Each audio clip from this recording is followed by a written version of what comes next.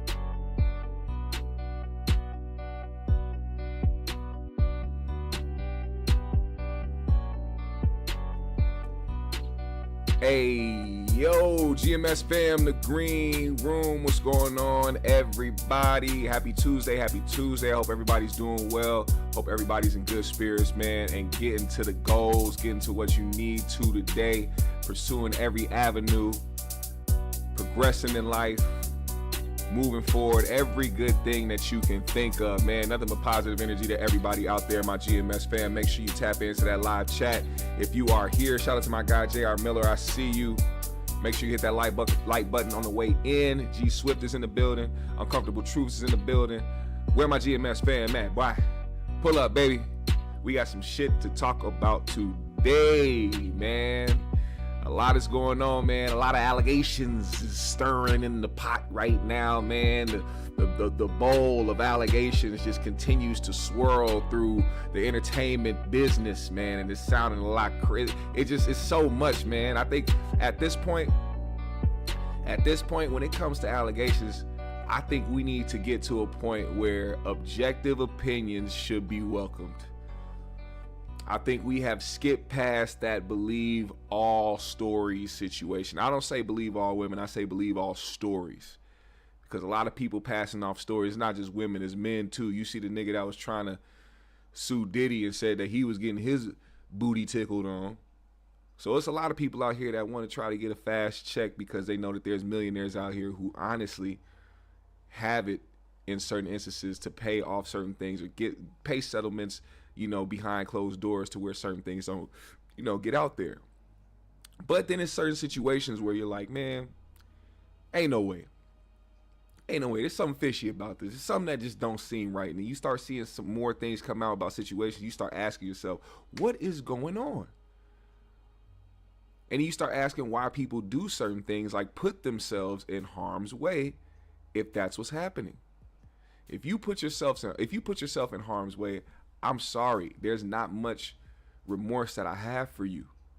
And I don't mean harm's way as just going out and just being a human and just having fun. I'm talking about if you see danger and you have a feeling that there might be danger over there on that side, why go over there? And I'm going to expound more on that because that there's parts of this new Shannon Sharpe. You don't know what I'm talking about. Shannon Sharpe is now being sued by Jane Doe. He actually put her name out there. I got to look up what her name is. But Jane Doe is now alleging that Shannon Sharpe scraped her for 2 years straight on multiple occasions. all the way up recently up to 2025 January 2025. So you got to ask yourself, one, how did Shannon Sharpe for the last 2 years and I'm not saying that creeps can't be busy and still do creepy and weird and harmful things on their free time, but for 2 years straight, you were what, bound in his basement, or like he had you in a cage? These are questions that I have. I want to know the mentality of a person who willingly comes around for 2 years just to get sexually assaulted. You know what I'm saying? Like, is that not a logical question to ask? Is that not a reasonable question to ask without people looking at you like you're wrong, or like you're being insensitive, or that you don't care about a victim being put in that situation? I honestly have to ask myself those questions, because I'm teaching my child that if they see danger, and or even if they feel a sense of danger in any place or any situation, to remove themselves from that situation. Don't go towards it. And then on top of that, having it be around the time where somebody signs a brand new contract for $100 million, it just doesn't look right, man. You're automatic, like, you have to look at the optics that are surrounding the situation. It doesn't look right. Now, we're gonna go through a video. They're basically gonna break down the situation with the Shannon Sharpe situation and the girl that's accusing him. They're gonna break this down and talk about some of the things that are in this thing. And once again, the person, the Jane Doe in question, is being represented by none other than Tony Buzbee. If you don't know who Tony Buzbee is, he is a famed lawyer who has taken up countless amounts of lawsuits against Diddy. One of those lawsuits actually involving Jay-Z. If you don't remember, Jay-Z was accused of assaulting a 13-year-old girl back in, I don't know when it was. I think it's like 2011 or 2013, something around that time. And she accused him of being a part of an abuse that took place, a sexual abuse that took place. Jay-Z was very quick, and I mean like that day, within an hour, to respond to these claims. They basically pulled up with full force, and there was nothing that Tony Buzbee or his team or whatever the situation at hand could do about it, because not only does Jay-Z have enough power, but he has enough money to fight these things and try to protect his reputation, especially when it comes to things that you cannot prove. If you cannot prove it, and on top of that, the girl's dad, the girl who was accusing Jay of this, her dad said he does not recollect picking her up that day or picking her up from somewhere. So it didn't look right. It didn't look right. Yes, he is the, what's up, Glittery? She said, so he's 2025 Gloria Allred. Yeah, he's trying to be the new age Gloria Allred and take on every damn lawsuit that he can that's involving a high profile individual. And it's like the confidence of this man who just went through so much and still going through it. Like, Jay-Z is actively suing Tony Buzbee and his accuser right now. You would think that the last thing Tony would do is take on another case that could possibly end in the same type of result, but we don't know. We'll see. Let's get to this video, man, because I want y'all to hear this and actually understand what's going on. We need context of the situation. Before we get to that, I want to get to the response. So we got the allegations, right, of what happened. There is a Jane Doe claiming that over a span of time, X, Y, and Z happened. She was sexually assaulted, all these different things. And then Shannon Sharpe made sure to release his statement the same day these allegations dropped. And he released those with some messages from Jane Doe, who we put her name out there, Gabriella Zuniga. Gabriella Zuniga. What? Anyway, statement by Lanny J. Davis, counsel to Shannon Sharpe. I want you to put a dog collar around my neck and choke me with it while you're effing me. Gabriella Zuniga in a text message to Shannon Sharpe October 7th, 2023. Another message he put out there, it says, I know you missed this big juicy ass, $25K for each cheek. Oh, so she had a BB Hell. What, the BB Helly? Gabriella Zuniga in a text message to Shannon Sharpe on January 1st, 2025. Now, putting this message out here is important because she claims that the last time that she was assaulted by Shannon Sharpe was early in January 2025. Now, it's interesting because I don't know personally any women who have been getting assaulted for 2 years, text a man saying, I know you missed his big juicy ass, the same month that you're claiming that he once again sexually assaulted you for the last time. It just doesn't add up. Okay. Now, his lawyers put out a statement. He said, this lawsuit filed by Gabriella Zuniga and orchestrated by her attorney, Tony Buzbee, is a blatant and cynical attempt to shake down Mr. Sharpe for millions of dollars. It is filled with lies, distortions, and misrepresentations, and it will not succeed. In her effort to extract a large financial settlement, Ms. Zuniga presented Mr. Sharpe with a secretly recorded video of a consensual sexual encounter. We believe the video has been heavily edited and taken entirely out of context, crafted to falsely portray a consensual act as non-consensual. Ms. Zuniga has refused to provide a copy of the full unedited version of the recording of Mr. Sharpe's legal team. To set the record straight, we are releasing several of Ms. Zuniga's own explicit text messages to Mr. Sharpe that clearly indicate the nature of their relationship was consensual and sexual in nature, and in many cases initiated by her with specific and graphic requests. Contrary to the allegations she makes in her lawsuit, consensual sex continued until January 2nd, 2025, the day after she asked for $25,000 per cheek. As quoted above from her text message to Miss. Oh, so she didn't have a BB Hell. She was actually trying to get one. She was trying to get Sharpe to trick on her. Now, what I want to highlight is this part where they're saying that she's taking consensual sexual acts and putting it in her lawsuit to make it look like it was non-consensual. Now, please believe me, there are women out here that love to be roughhoused in the bedroom by their request, not by the man's request, by their request, because y'all some freaky ass bitches out here. I know motherfuckers that want you to put your foot on the back of their head while you hit from the back and be like, yeah, motherfucker, yeah, can you breathe? And motherfuckers be loving the choke. I remember one time this girl asked me to choke her. I said, no, absolutely not. Absolutely not. I'm sorry. I know some of y'all like that. I know some of that is kinky. I know some of that turns some of y'all on, man, but not me. I am 6'5", 270 pounds. My hands can palm 2 basketballs at one time. No diddler, no sus, no homo. These hands will not be wrapped around your neck and do something to you that you can come back later on and try to do some Gabriella Zuniga shit to me. I'm not going. I'm sorry. Okay. And then I met somebody that was really adamant on that. And I said, you know what? Let me go ahead and try it, man. She's a little freak. She's a little freak, man. She a little baddie. So I had to, I tried it. You know what I'm saying? I tried it. It went well. I didn't actually, apply pressure, just kind of put my hand around her neck. She asked me to. She asked me, what you want me to do? What you want me to do? She was bad. She was asking me to do stuff. I was like, oh, yeah, I'll do it to you. You know what I'm saying? I'll do it. Come on now.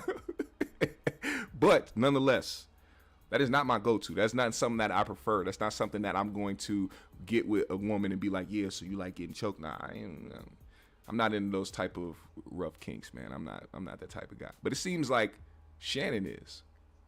It seems like Shannon is into doing things of request, given that he might be a freaky, kinky nigga. You know what I'm saying? Now, I feel like this might be truthful just because of the time span between the text message that he presented in this thing from January 1st and then turning to January 2nd where they said everything ended. Clearly, there's a vendetta here. Now, there's also more to this statement. Let me read up here. Only if you put that baby gravy in me. Holy, this is some text messages that was released. Now, this is where shit gonna get a little crazy.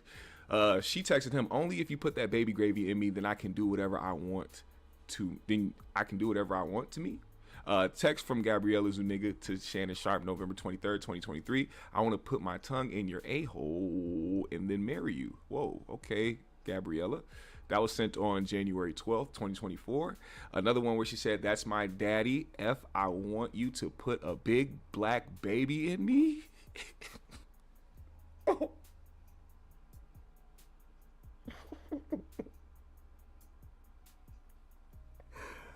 You want Shannon Sharpe to put a big black baby in you?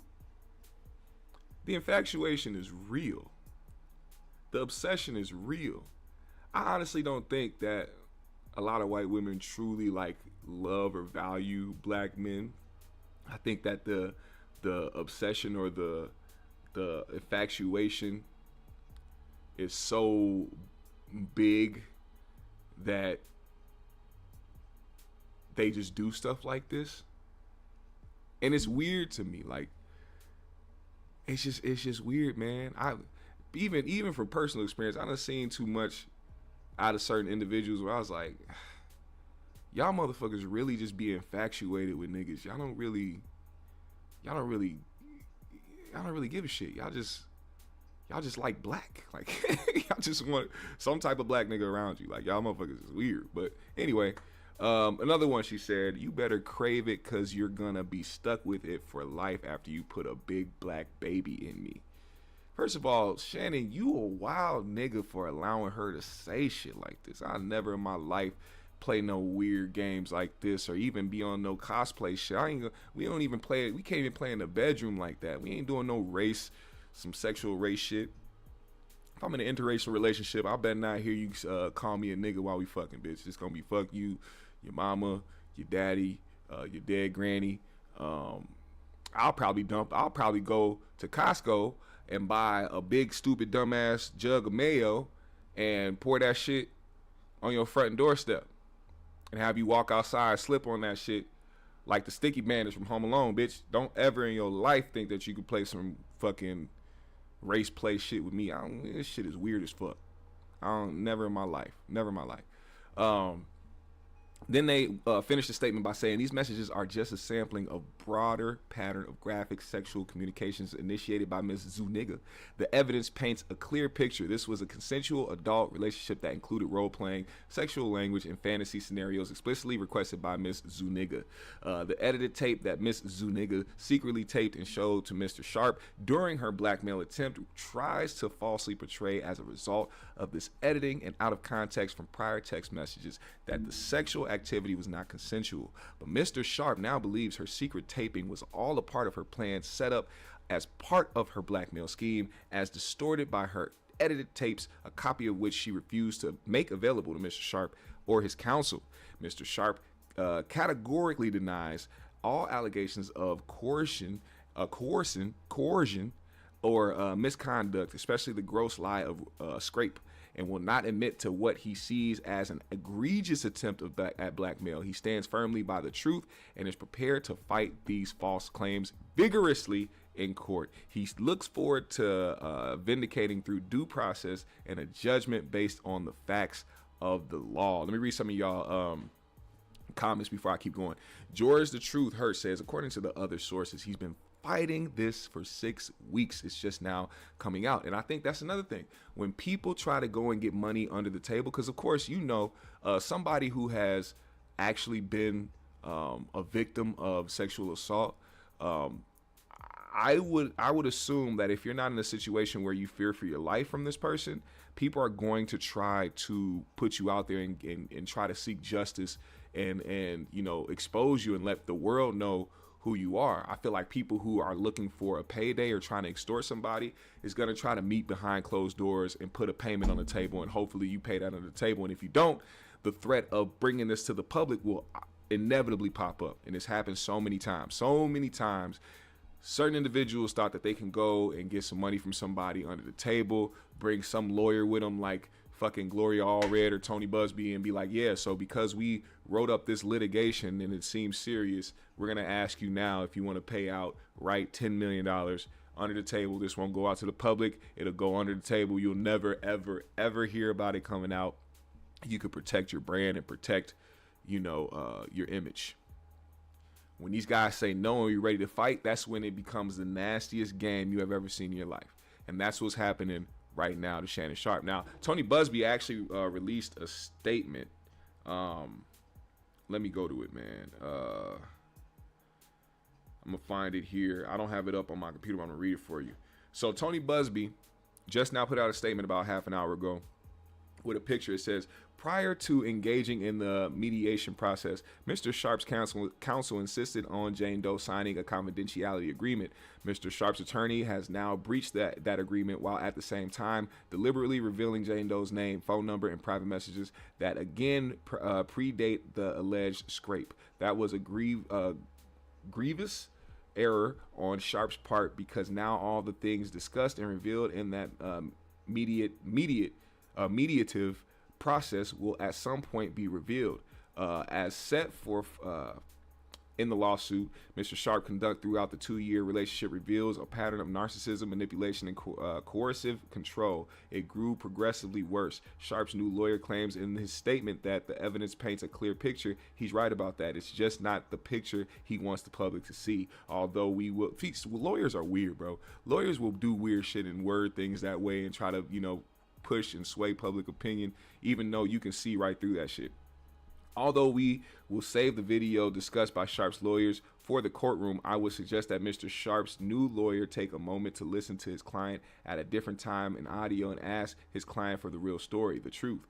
In the attached audio, which was captured near the end of their relationship, Mr. Sharpe threatens to choke the S out of Jane Doe. The contents of this clip are certainly not sexual. They are not playful. They are instead disturbing, aggressive, and dangerous. This audio paints a very clear picture of how Sharpe treated Jane Doe, leading to her to escape from him by leaving Nevada and blocking all contact with him. Let me tell you something. When you're role playing, that's exactly what role playing is. I don't know how Tony Buzbee thinks that this is going to go over well in court when somebody can say and show proof that somebody is role playing with you. What do you think people are supposed to giggle when role playing? You think that if somebody wants their man to dress up as a police officer and knock on the door that he's supposed to show and be like, hey, babe, the fuck you role playing for? Clearly, it seems like she was the type of person that liked to be talked to a certain way, and it was a kink for her. See, a lot of bitches got daddy issues. And those daddy issues come with trying to be talked to and, I guess, demeaned in a certain way in the bedroom as if you they daddy. And those daddy issues spill out in a sexual way because they want to feel controlled in a way. They want to feel, I don't even know what that is, to be honest. And it seemed like that was something that they had going on. Now, in this beginning, it's saying that Mr. Sharpe's attorney was breaching the contract, he said, while at the same time deliberately revealing Jane Doe's name, number, and private messages. That again predates the alleged scrape. So how are these messages predating something that she said happened? That's another thing. If this girl is claiming that this happened over a span of 2 years consecutively, how are text messages from each year predating an assault that she said happened multiple times? Now, I don't know if Tony Buzbee really thought that through when he put that statement out, because she's saying that the last time it happened was early in January, and all these messages go pre that time. So that's what he's referring to. But the woman in question alleges that this was happening for 2 years consecutively on multiple occasions. So does it predate that? Did you just jump out the window because he decided to put text messages out there that make her look like she's lying? And then he said that they tried to settle for $10 million, according to Jane Doe, though. Not according to Buzbee. Not according to Buzbee saying he was there and that's what happened. According to the Jane Doe, according to her, the woman who was trying to allege that this happened, said that they tried to pay her $10 million and she refused. Okay, so if they tried to pay you $10 million and you refuse, why are you trying to seek more millions? I mean, at the time you refused $10 million because you probably wanted justice, correct? You weren't trying to put a dollar amount on being sexually assaulted, correct? Or you knew that Shannon had more money than $10 million and you wanted some more. I don't know, man. I don't know. It seems weird. Now, Shannon came out with another statement, or not another statement, but the girl, after Shannon put that out, she decided to put herself in more of a weird predicament by releasing audio of a phone call between her and Shannon Sharpe that has Shannon on the recording saying, if you say that word one more time, I'm going to effing choke the S out of you when I see you. Tell me if this sounds like it makes sense to you. I don't know. Anything I say, you're just going to like get mad at and you're just going to hang up on me. So I feel like... I'm not going to hang up on you. Here's what it is. What does that even mean? Nothing, Gabby. You want to be a dick to me now, so... I don't want to be... Don't manipulate me. Oh, no, have mercy. If you say that one more time, I'm going to fucking choke the shit out of you when I see you.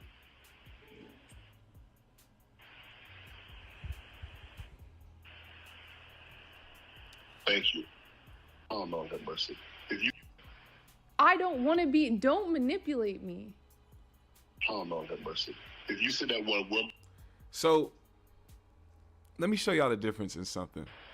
You want to be a dick to me now, so... I don't want to be... Don't manipulate me. Oh, no, have mercy. If you say that... Do y'all hear the difference in frequencies in this shit? Because if you're on the phone with somebody, their audio doesn't change when you're listening, when you're speaking.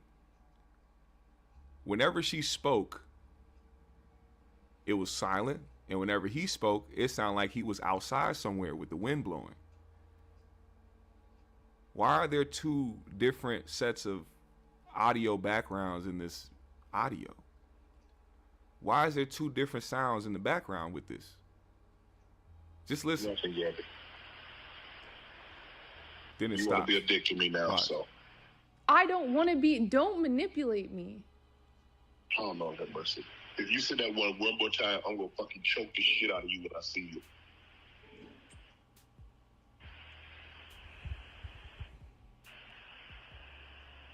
Thank you. Okay.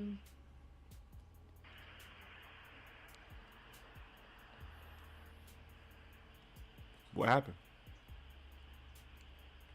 Is that it? Well,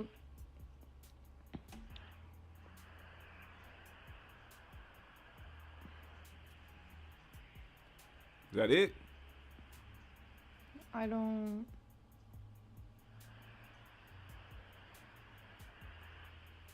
What's happening? You know what? Well, I don't want to be choked. Yes, you do. I don't think you have a choice in the matter. Does that not clearly sound like somebody that was role playing? She said, I don't want to be choked. Yes, you do. He said, yes, you do. Well, I don't want to be choked. Who says it in that way also? Who says it in that way? Oh, I don't want to be choked. Oh. Yes, you do. I don't think you have a choice in the matter. Yeah, these guys are role playing. She took some audio. And then that's premeditated. That's premeditated extortion right there. If what is happening is a shakedown, that's premeditated extortion. She recorded this phone call knowing the type of conversations they have, knowing what type of role playing they do, and wanted to use it against Shannon to try to get some type of financial gain from it. I cannot believe this buffoonery. All lies, pumpkin pies. This was AI. Lakers in 5. Nikki Love says, and some black men be acting like we're so bad as black women. Now look at you, Shannon. Damn. Joe Thompson, thank you for the 10 in the super chat. I appreciate you for sending the super sticker as well, man. Thank you for supporting the GMS show in a big way. If you want to do that, man, if anybody wants to support the GMS show in a big way, you can do a couple things. You can hit the like, you can share this, you can follow me on my socials, or you can donate to the super chat, become a member of the GMS show by clicking the membership at the bottom. Or if you don't want YouTube to take 50% of what is going on over here, you can send it directly to my Black-owned Cash app that is in the description below, man. One of my moderators will put that in the live chat for me. Appreciate you, Joe Thompson. King Gambit says, so we all know the bitch is lying, so she should be in jail and Tony should be disbarred because all he do is go after black entertainers. Calm Storm says, sounds doctored. It does sound doctored. Uncomfortable, and even if it isn't doctored, let's just say if it's true, because you know some phones do noise cancellation. You know, I'm not gonna dismiss that. There's some noise cancellation aspects to some phones out there. You know, when you speak, certain things can maybe drown out in the background, so you can't be heard. But nonetheless, the argument with that is role playing. Like if I'm Shannon Sharpe's team, I know that I'm gonna win this case because role playing is a thing. And if I have text messages and if I have proof that me and this woman engaged in role playing and we did certain things in that manner, it's going to be hard to win that. It's going to be hard for her and Tony Buzbee to win that. And on top of that, if I was somebody that's trying to get some money out of an entertainer, the last person I'm going to go to is somebody who is failing horribly and getting sued by somebody who could literally get them disbarred at some point. like if they're deep, if Jay and his lawyers are deep diving into Tony Buzbee's life and the type of patterns he has with certain lawsuits, they're gonna get him up out of here, man. It's gonna be hard for him to find work. He gonna be the guy that has to go and do documentaries and get paid that way to talk about all his cases and try to, you know, make it seem like he was a good lawyer. I can see it right now. There'd be a Netflix documentary called The Buzbee Files, and he gonna be sitting there trying to make it seem like he was such a great person and trying to help out victims and shit like that. Man, get your money hungry, grifting ass the fuck up out of here. King Gambit says, so how, or hold on, Uncomfortable Truth said, California law, both parties have to be advised a phone call is being recorded. Yeah, we'll see how that goes also during this time. King Gambit says, so how Tony didn't go after Peyton Manning because he actually SA a woman in college and Ben Roethlisberger SA 2 college women? Because they don't care about that. You already know they don't care about that. Now, Shannon also put out another statement. We're gonna go. This is the statement that he put out today, this morning at 11:30 a.m. on his social media accounts to talk about this situation. This is what he had to say. Also, Unc, that little patch under your bottom lip, man, that's egregious. That is diabolical, man. Do something about that. All right, let's go. To my family, friends, supporters, and colleagues, I want to speak to you directly and from the heart. This is a shakedown. What up, T-Fam? I'm going to be open, transparent, and defend myself because this isn't right. This is all being orchestrated by Tony Buzbee, who has targeted Jay-Z. Tony Buzbee targets black men, and I believe he's going to release a 30-second clip of a sex tape that tries to make me look guilty and play into every stereotype you could possibly imagine. That video should actually be 10 minutes or so. Hey, Tony, instead of releasing your edit, put the whole video out. I don't have it, or I would myself. You know what happened, and you're trying to manipulate the media.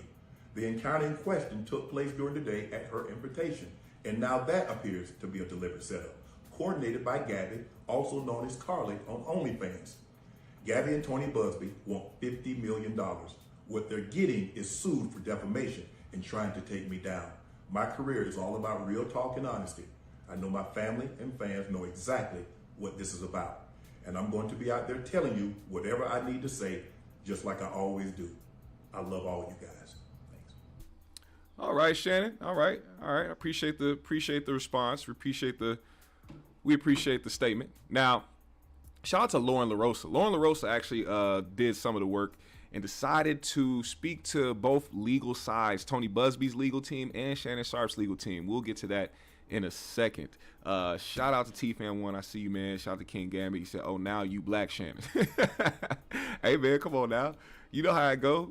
when they start getting in trouble in certain ways and lawsuits come, now all of a sudden they remember, oh, no, I'm not black. I'm OJ. Oh wait, no, I am OJ. I am black. I am. So I don't know. I'm a nigga, maybe Negro. Niggas don't. Yeah, that's my Michelle. That's my Michelle. Yeah, that's my Michelle. That's all I was hearing in the background while I was reading this damn lawsuit, and not even the girl that's involved. It's just like, damn, Shannon, you a freaky nigga. What's wrong with you, bro? He said, I have these lawsuits against me. And it seems as though it's a shakedown. This woman doesn't think that I have the messages and the old phone numbers and phone calls of her trying to reach out to me to try to get some of this Shannon sugar. You know what I'm saying? I'm sweet because I'm sweet. I'll give it to her. I'll give it to her just how she want it. You know what I'm saying? Master thick, good dick. It's kind of thick. Shannon and 5. You know what I'm saying? I'll give it to her. I give it to her the way that she needed, the way that she wanted. Bend that ass over, let Unc take over. You know what I'm saying? Red Rover, let Unc bend you right over. Yeah. Now, this is the statement that Lauren LaRosa said. She broke this news. She said, I spoke with both Tony Buzbee and Shannon Sharpe's legal team, and I have some updates. First, I asked Tony Buzbee for the accuser some questions. She said, I asked if this case is happening because Shannon Sharpe is reportedly in talks for a $100 million podcast deal. He answered, these Shannon Sharpe allegations are not because of the recent $100 million podcast deal talk. Attorney Buzbee claims that he'd been in a preliminary mediation with Shannon Sharpe and his legal team since February of 2025. Tony Buzbee allegations that alleges that during this mediation, it was agreed that certain information that was released in Shannon's statement would be redacted. Tony Buzbee calls the inclusion of Jane Doe's name and text in Shannon Sharpe's statement an alleged attack on a young girl, and alleges the text Shannon says she sent him were sent well before the acts being claimed in her lawsuit. Once again, the woman said that she was going on 2 years. She said this happened consecutively for 2 years.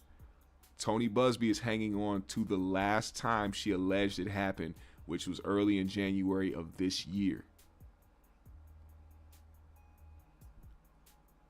As a lawyer, I will hope that he is understanding that part of it, because that's important. You know what I'm saying? It's very important.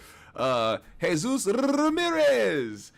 He saying thank you for the $10, man. Appreciate you. He said, you ready for Backdoria Wars tonight? Corey don't like people talking about him, but he's addressing Shannon's mess. He's definitely going to address that. And also, as you can tell, Joe Budden and Godfrey did not have any smoke for Corey, and not because they're scared. They probably know that there's no point in going back and forth with Corey, because the only thing he's going to do is continue to make 150,000 Backdoria jokes with no merit or no proof behind it, just to try to demean them and try to discredit them. And if you don't respond to him, pretty much, it makes him look crazy at the end of the day. They said what they had to say, and they move forward and continue to do their content and talk about a whole bunch of things, while he'll probably return and continue to talk about Backdoria activity. It is what it is. Nikki Love said, you sound just like him, GMS. King Gambit said, a minute ago, Shannon, you was saying you was 90% Nigerian, but not black, though. A moment you get in trouble, you black. Shout out to Highway J. Kaleem Smith said, red Rover, Red Rover, reference Gabby. Red Rover, let Unc bend you right over. Yes. Unc gonna give you exactly what you need. You said $25K per cheek? We don't even need to do that. You ain't got to change nothing about your booty, girl. I'll eat it. I'll eat it right up. You heard this list. All I got is saliva. Be nothing but a good time for you. And a good time for me. Yeah. Put some of this cognac on your back. Bitch. She said, 2. I asked about the video blackmail Shannon Sharpe mentioned in his statement. Buzbee answered, the Shannon Sharpe's lawyer were allegedly shown the video in full during mediation. Tony Buzbee alleges that Shannon Sharpe allegedly denied to view the video and offered a settlement in exchange that the victim declined. Second, I then spoke to Lanny Davis' attorney for Shannon Sharpe in response to Tony Buzbee's claims. She says Shannon Sharpe's attorney denies that their team was ever extended the offer to see the video in full. He did confirm to me that only Shannon Sharpe's attorneys were shown the tape, but they alleged they were shown an edited version of the video, which they confirmed was edited after explaining it to Shannon Sharpe. Shannon's attorney. So basically, they saw the video in full, and they went back to Shannon and said, "Hey, this is what they showed me." And Shannon was like, "I know where that video came from. Listen, I put my tripod up. I put it right in front of my bed. I laid out my silk press sheet, 2,000 thread count. I put her up on the shit, and she said, 'Choke me.' I said right away, 'You want it? I got it.' Then she told me to kick her in her ass. Now, I didn't want to do that because, as you can see, I'm built in a way where if I kicked her too hard, it might hurt her. But in all reality, when she asked me to kick her in her ass, I said, well, if that's going to turn you on, let Unc do it. Then after she asked me to kick her in her ass, she told me to give her a titty twister. I said, titty twisters? I could give you, whatever. You want it? I got you. I did exactly what she wanted me to do. And she took that shit up out that tape. I ain't see not near titty twister in that tape. Ain't near titty twister in that tape. So yeah, it's edited. It's edited. Unc don't do nothing here. I ain't ashamed of that. I ain't ashamed to tell y'all that I put the cognac on the back, kicked her right in the ass, and titty twisted her. That's what it is. I ain't got nothing to hide. I walk outside with jeans that are too small for my balls. You can see the veins in my testicles when I walk through with the type of pants I have on. You think I'm scared to tell y'all what I do in the bedroom? Anyway, Shannon's attorney says that described it to Shannon Sharpe, saying short length and describing the content, and Shannon Sharpe was convinced it was edited. Shannon's attorneys alleged they then asked Mr. Buzbee for a copy of the tape to determine with a neutral expert whether it was edited, and he refused.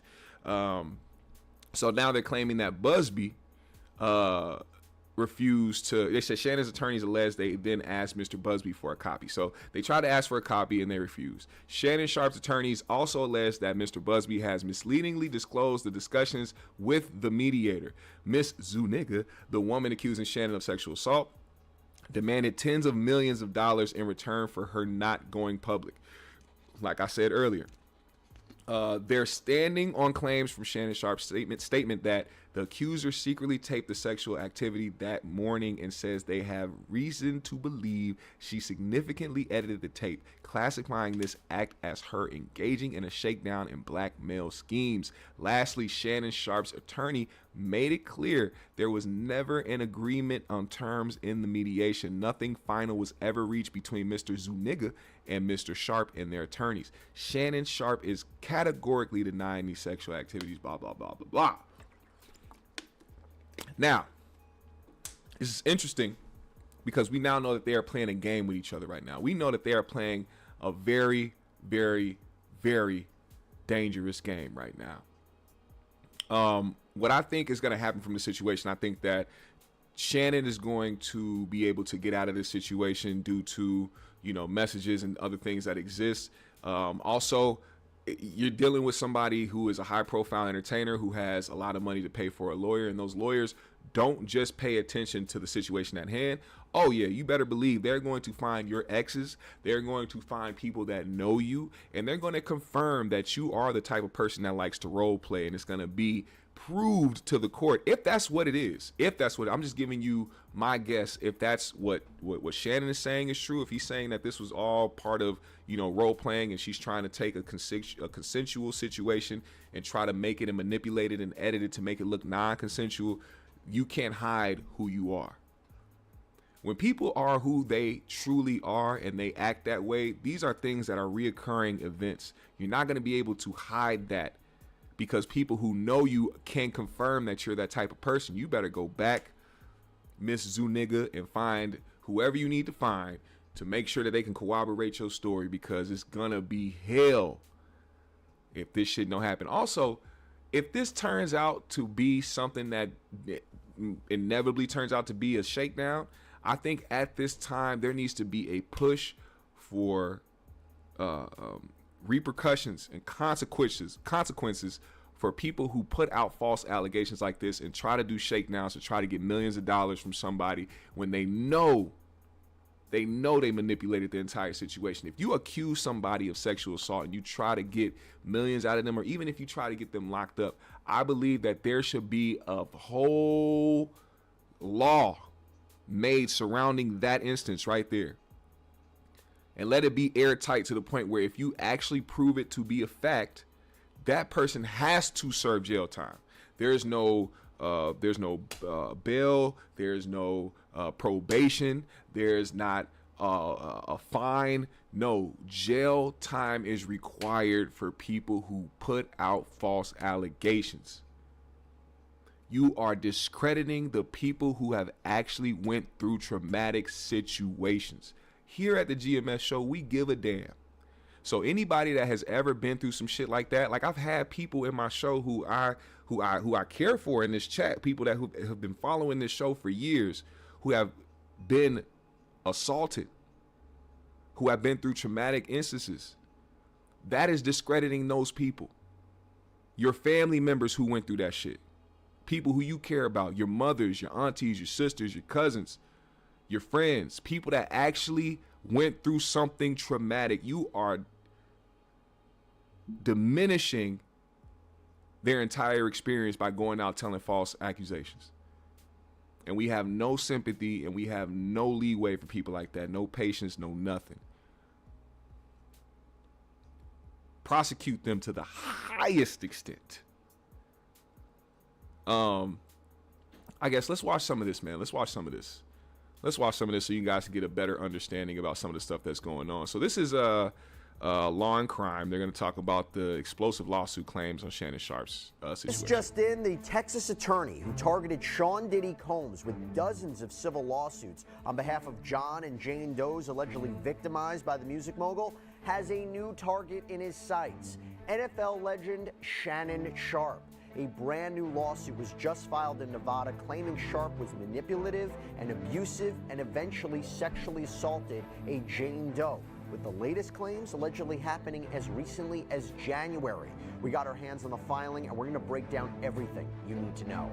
Welcome to Sidebar, presented by Law and Crime. I'm Jesse Weber. Tony Buzbee.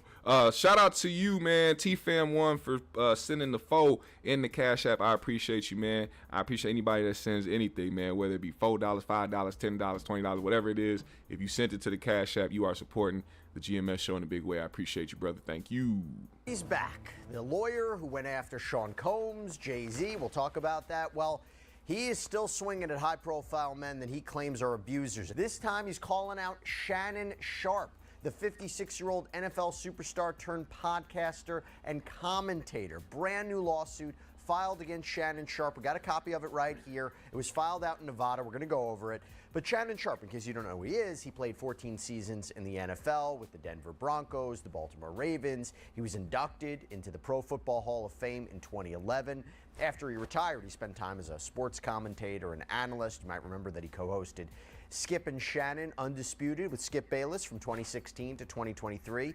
Bayless and his then employer, by the way, Fox Sports, they faced their own accusations of sexual misconduct in a separate filing from earlier this year. We covered it here on Sidebar as well. Now, Sharpe is part of the sports podcast space. He hosts two shows, Club Shay Shay and Nightcap. In fact, you remember his interview with comedian Cat Williams in January 2024 on Club Shay Shay? That helped spark, I should say, a renewed interest in Sean Diddy Combs and his alleged bad behavior at his infamous parties. Let me show y'all something real quick. This is how, and I understand like the news circuit and how certain things go, but because people are so quick, like this is why I'm not quick to just jump out the window and post a news article, because you never know what's gonna happen in the next hour. It's like with the Jay-Z stuff. When the allegations first came out about Jay-Z, everybody was quick to post about the allegations, but Jay was so quick to respond Then they got to go and make another post. So all these individual posts are reaching people at different times and giving them a narrative and pushing something to make them believe certain things before certain things were actually rectified. So like for this instance, we have a blog posting Shannon Sharpe offered sexual assault accuser $10 million before the case went public. And they posted that a minute ago, even though a half hour ago, this nigga's attorneys already posted, hey, there was no agreement. There was no settlement. There was nothing that was agreed upon between both parties. The $10 million that was offered is cap. That's what his lawyer said. And I'm going to believe that's what it is. Because why would somebody who is just out there trying to shake somebody down refuse $10 million and then go on to try to get more? It doesn't make sense to me, but we're going to keep going. Got a lot of people talking. Now, I've had to turn down $50 million 4 times. 4 times. Just to protect my integrity and that I was telling you about.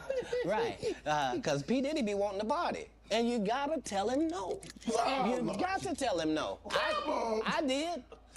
I did. But now it's Shannon Sharpe who's in the spotlight for his own accusations of abuse. Because on Monday morning, Texas attorney Tony Buzbee announced on his Instagram that he'd filed a $50 million lawsuit in Nevada court against Sharpe. On Instagram, he wrote in part, "I'm extremely proud to represent Jane Doe. It takes a great deal of courage to stand up against those with power, fame, and money. I look forward to pressing this case in court." So we're going to go over this, but I want to first bring in John Clune, civil attorney who litigates on behalf of survivors of sexual abuse and sexual assault. John, so good to have you. And again, this is kind of breaking news. I didn't have an opportunity to fully go through this lawsuit, so you and I are going to break this down in basically real time. When we saw this early this morning, it was a shock to us. Justin Furlow said, "What's good, family? Missed the whole show being in a meeting. Hope everyone is blessed and well. Appreciate you, Justin." Charlie Woo Woo said, "What is the Cash App link for GMS?" It is in the description below, or who put it up here? I'm gonna tag it to the top. I'm gonna pin it to the top if I can. My guy CDT Beats put it up there. But either way, it's up there. One of my moderators put it up there. Somebody from the chat put it in the chat for me. What was your initial reaction?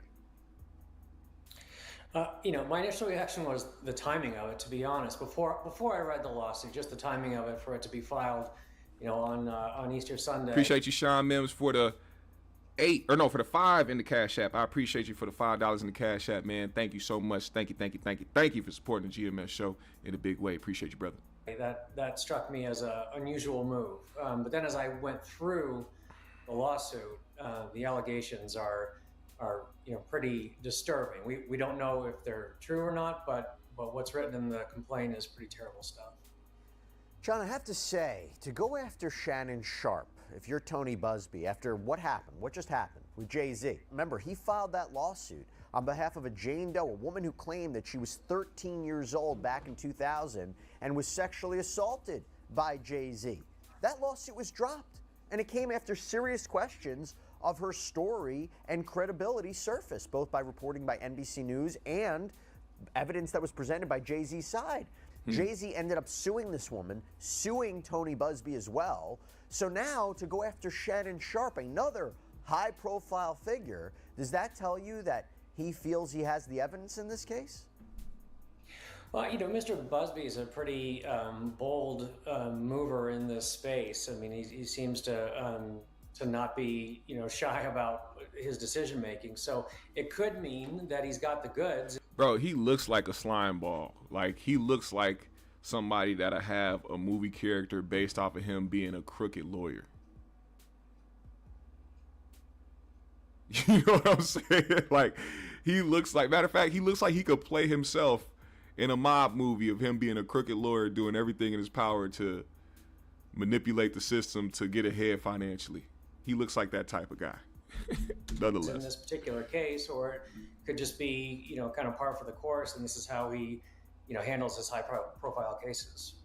But and me and I know, you can't just file a frivolous lawsuit. You can't file a lawsuit to harass somebody. You have to believe the law, the facts. There's, there has to be some semblance of facts that you put forward in a complaint that pass an motion to dismiss test. So he has to feel that he might not have all the evidence right now, but he has to feel confident in Jane Doe's account, right? Otherwise, he'd be breaking ethics rules.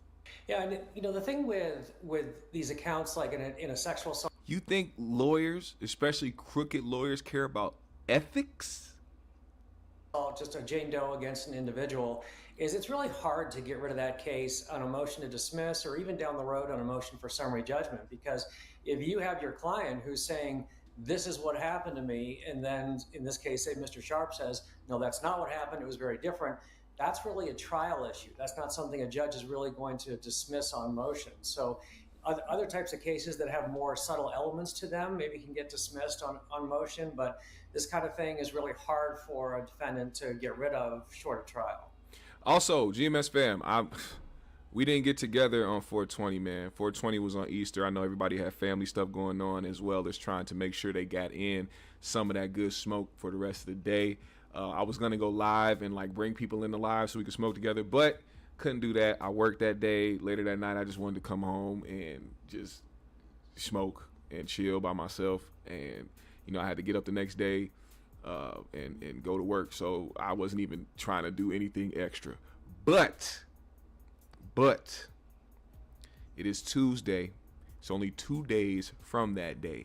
And I say that if you want me to spark one, see, I don't usually do it no more on this channel, but for y'all today, because we didn't get a chance to come together as GMS fam to smoke together, I will roll something right now, smoke one with y'all. And if somebody else got it while you watching, roll up, pack a bong, pack a bowl, whatever it is, get your concentrates, get your rigs, your vapes, whatever it is you got, and we're gonna do it together. If you want me to do that, put a 420 in the chat right now. Put a 420 in the chat if you want me to roll up and smoke with y'all for belated 420 holiday. All right, let's go. By the way, our content shows just how rampant crime is right now, and that is especially true with cybercrime. Cybercrime growing more dangerous and widespread. It threatens businesses like never before. I mean, did you know that in 2024, 1 in 5 businesses fell victim to ransomware, and half of those were small businesses? Yeah, but don't worry. Apollo Networks is here to protect your business and help you fight against these. Amen. Amen. Amen. Amen. Amen. Amen. Amen. Amen. Hey, bro. So filing under a Jane Doe, a pseudonym. Typically speaking, how likely is it that she will be able to continue moving forward in this litigation anonymously? I know in the Sean Combs case, several courts have said that the Jane Does and possibly even the John Does have had to come forward and reveal their identities. Talk to me about what the interests, the different factors I got you, the court Justin. will look at, and whether or not Jane Doe would be able to proceed anonymously. Yeah, I'd say at best it's 50-50 that she's able to proceed in that fashion. I mean, generally speaking, there's a strong preference in the courts for transparency and open proceedings. That includes using your real name in the lawsuit. If you can convince a court that there's a public interest in keeping her name from the public, which can be something like safety issues, it can be the shame of the situation, if it's the age of the person, quite often if they're underage, you're much more likely to be able to keep the pseudonym. But in this kind of a case where it's one adult against another, unless there's any particular safety harms, it's not an easy thing to be able to convince a judge to keep it as a Jane Doe. My thing about that, keeping people's name anonymous when these things are happening, it depends on the situation. If the person was actually assaulted, then I'm for them staying anonymous in these situations. You know what I'm saying? If the person is guilty that they are accusing, then I believe that they should be able to keep their identity anonymous and protect themselves in that situation. But if it's a situation where it's a clear shakedown, yes, put them on blast so that these bitches won't go and do the same shit to another nigga. Let society know what type of individual you are, so that nobody else can run into you or deal with the same problem that you did. Because now the fact that there is no consequences behind fake allegations, most people keep doing it. People keep doing it because there's no actual consequences. It's literally what's the worst that can happen situation for these people that go out and spread false allegations, because there's no consequences behind it. There's no jail time being threatened. There's no anything. Like most people don't have Jay-Z money. So they're not going to be able to fight or countersue somebody. People get away with a lot of shit. And I feel like if more of these high profile individuals countersue and be able to be in a position where they can really create the atmosphere for change, and as far as people being prosecuted and people serving jail time for fake allegations, I feel like a lot of this shit will slow down. And then a lot of society will see. Because if you have an open and shut case, if you really are somebody who was assaulted and can prove that, I want you to full-fledged go for it and get the justice you deserve. That should never stop. Matter of fact, that should encourage more people, more victims who have been through serious and traumatic situations to come forward and actually try to get the justice that they deserve. Instead of these money-hungry leeches out here trying to get a quick payday because they tired of the fact that, oh, well, I'm trying to be an Instagram model. I'm trying to get flued out to Dubai and get shit on and pissed on in a golden bedroom. Like, get the fuck out of here, man.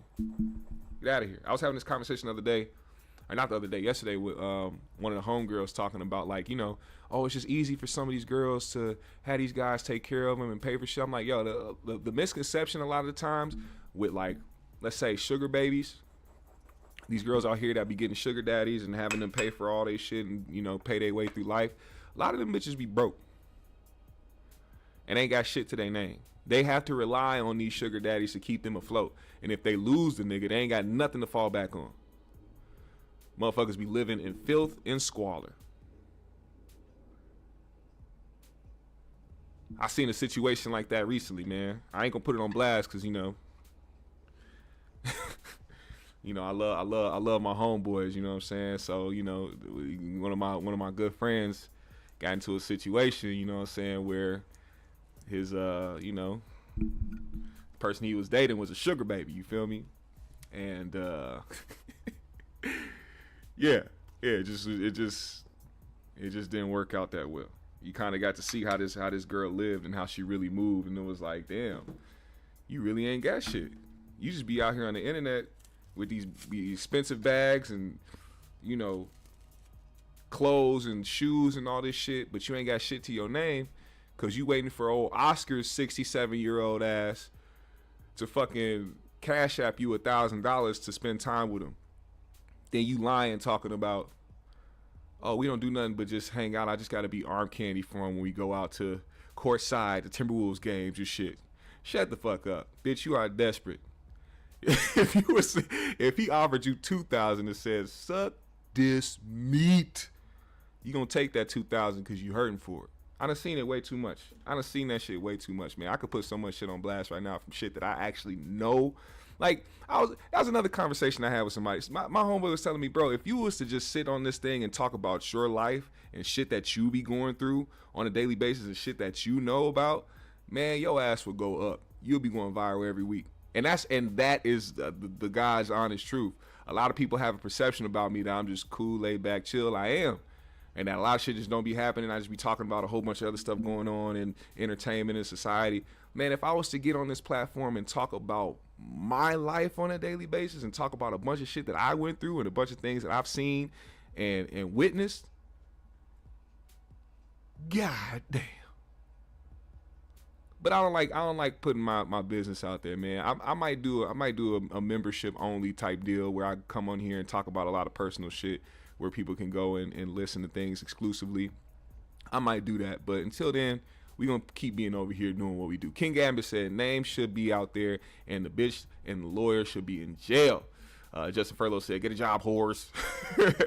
Simple as that. Get a job, whores. King Gambit, but they the main ones saying that, he said, but they the main ones saying they are independent but living off other people's money. Exactly. We gonna have to collab on that shirt, Justin. We gonna collab on that shirt.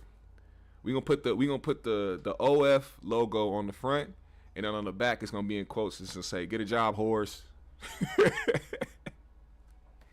Yeah, and I've seen the argument put forward by the judge.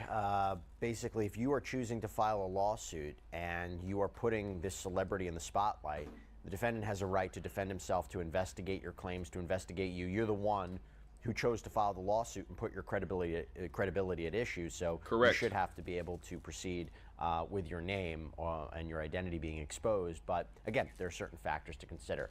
And by the way, when we talk about Tony Buzbee, let's not forget, he filed— See, I like this guy. I like this guy because that's unbiased journalism. You're not just playing the one side, because when you play one side, what you're doing is pushing a narrative. When you're unbiased and you're looking at a situation for both sides or what it is or possibilities, I think that's when people get the best out of the content, is when you give them an opportunity to think, you know what I'm saying? Use your brain. There's different possibilities in this. At the end of the day, we don't know what happened, what transpired between these two. We don't know what their relationship was. We don't know what they've done. We don't know type of sexual encounters that they had. We can only go off of what they're releasing to the public. So at the end of the day, and we all know this, man, anybody that's ever been in like a relationship knows that there's always two sides of the story, unless you are in an abusive relationship where somebody is just abusing you to abuse you and be an evil individual.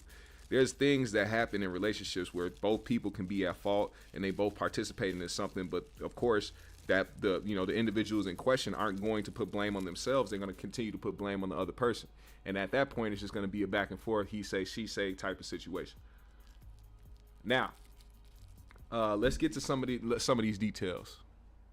Numerous lawsuits on behalf of others against— Oh, here we go. Hold on. Give me 1 second. I got to fix my sound. I just got to unplug something.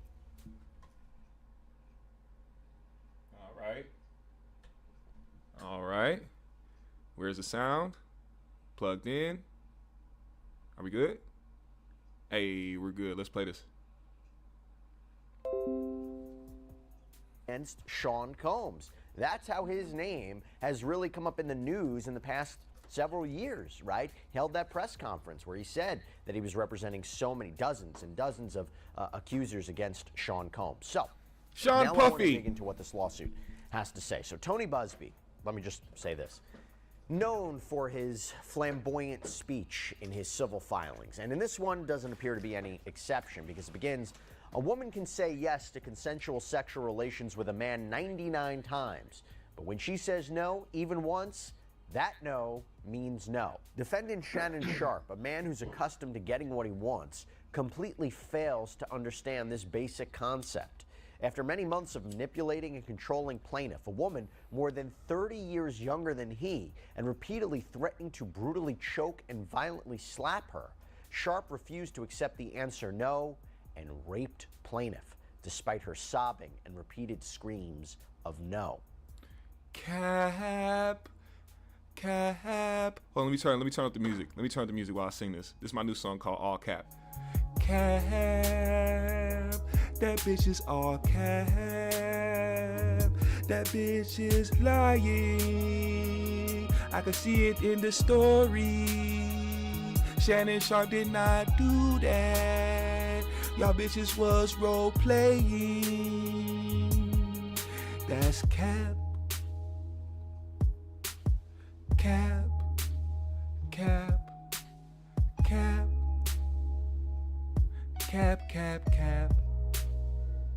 I don't believe it, man. I don't believe it. I'm sorry. I don't believe it. You say what you want. You say I'm insensitive. I could be wrong. Shannon Sharpe could be a monster. He could be somebody that wholeheartedly did this. But I'm sorry. I don't believe it.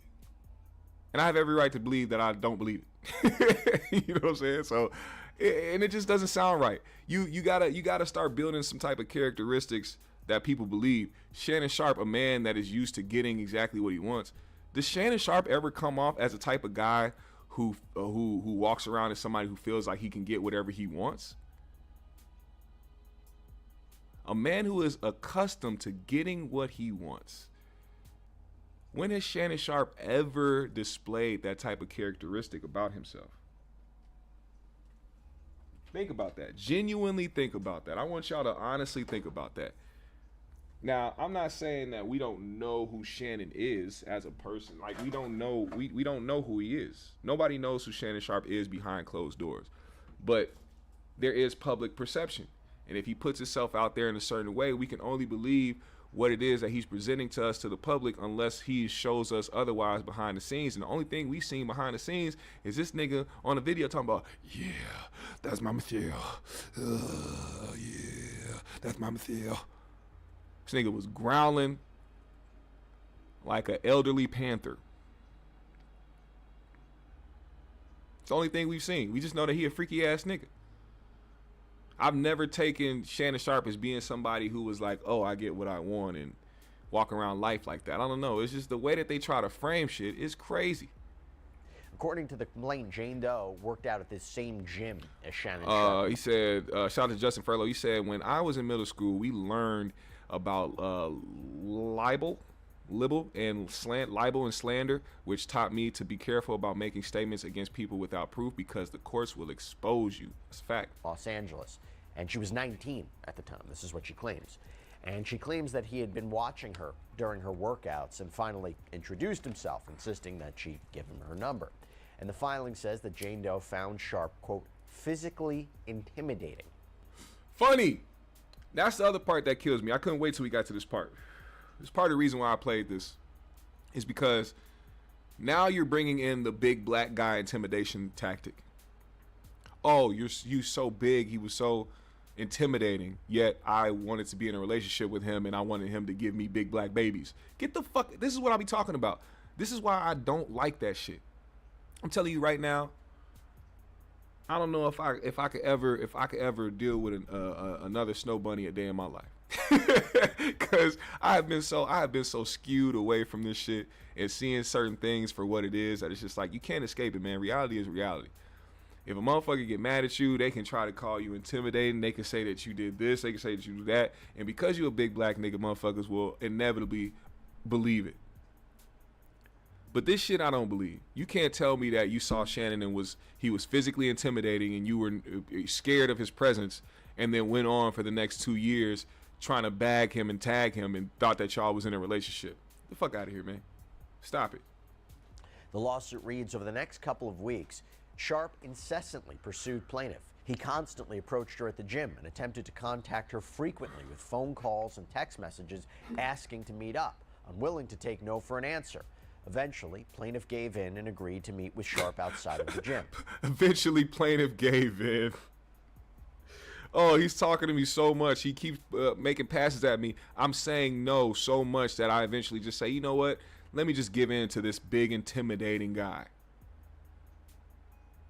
Like, was he following you home? Was he like trying to stalk you? Was he like trying to force you to go home with him, get in his car? Like, what made you give in to somebody who was just at the gym trying to holler at you?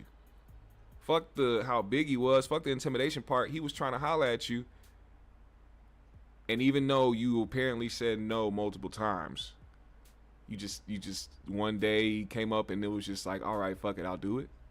What? Like, take some accountability for your actions. Nobody forced you to do anything. There's a lot of guys out here who push the issue. There's a lot of guys out here who are persistent. A lot of guys who will go out here and try to, put pressure on a girl even though they probably not interested on them. But I don't know too many women that's just going to give in to a nigga that they not feeling. As a matter of fact, I don't know too many women that's going to be in a situation where they're intimidated and feel some type of way and then continue to go to the same gym as if other gyms don't exist. Like, let me give you some game. If you feel uncomfortable at the gym you're at and you feel like you're getting approached too much, which happens a lot to women at gyms, go to a different gym. Because in reality, they're not going to make him stop going just because he's flirting with you or trying to holler at you. They're going to try to come up with a solution so that it can stop. Because at the end of the day, there's no rules at a gym saying do not flirt with other gym goers. And that's what some of these weird guys be thinking, like, well, there's no laws, there's no rules that say I can't flirt with the... Like, there's not enough guys out here with common sense enough to know or have enough awareness to know that they looking like a weirdo because they think they got game. That happens a lot. There's a lot of niggas out here that think that they cool or think that they, you know, smooth, and, you know, they'll look at a girl's reaction and think that she's trying to play hard to get. And in reality, she probably not fucking with you. But I'm very curious as to why she decided to give in. However, before doing so, Sharpe demanded that Doe sign a non-disclosure agreement, or NDA, something plaintiff found a bit concerning. She wondered why Sharpe was so insistent on her signing an NDA. She refused. Despite his repeated efforts to get her to sign, she refused time and again. Eventually, he dropped the issue and invited her to his house. Now, Shannon, that's where you messed up at. Because if that's true, nigga, do you know how much coochie is on the horizon, sir? And if a motherfucker not trying to sign an NDA so that you can be protected from shit like this, don't just go for it just because you think she look good. There's a better, badder bitch down the way for a Shannon Sharpe, a highly successful individual. There's no need to put the pressure on an NDA or even put the pressure on, you know what? Fuck the NDA. That ass is nice. We just come on over. I'll take the risk. I'll take the risk. We're going to try to play it nice. We're going to try to play it smooth.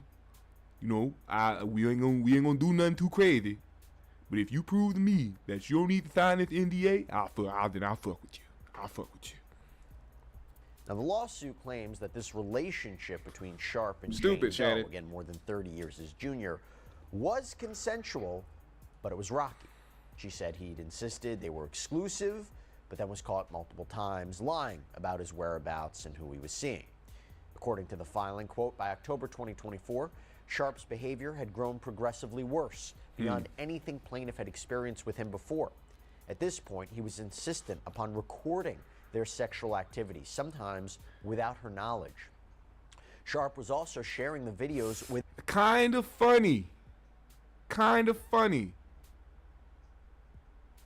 Taking some videos without knowledge. Oh, you mean like recording phone calls where you can manipulate the call to make it sound like he's saying something to you when you guys are role-playing with each other? Or how about, I don't know, maybe a sex tape that he didn't know was being recorded so that you can use against him and edit in any way that you want to make it look like there was a non-consensual situation happening. Like that, Jane Doe? How you gonna, this is what I'm saying, how you gonna put, when people are lying about shit, it's hard for them to, it'd take a while for you to conjure up a story that makes sense. You can't say that he recorded you without you knowing while you were recording him without him knowing. It's like it doesn't make sense. Dollar Bill says conspiracy side of me thinks this was done by Shannon to get rid of the gay rumors. I don't know, that would be a wild way to try to get rid of him. That would be a super wild way to get rid of him. Dollar Bill said, on the other hand, it looks like they are going after the elite black men. Shannon was entering that Joe Rogan level. They don't want him getting that big and powerful. Now, I was going to bring up this, as you can see, with this situation. Stuff like this has happened before. And then you go and you think about, actually, the first thing I thought about, I ain't even going to lie, is the Drake situation.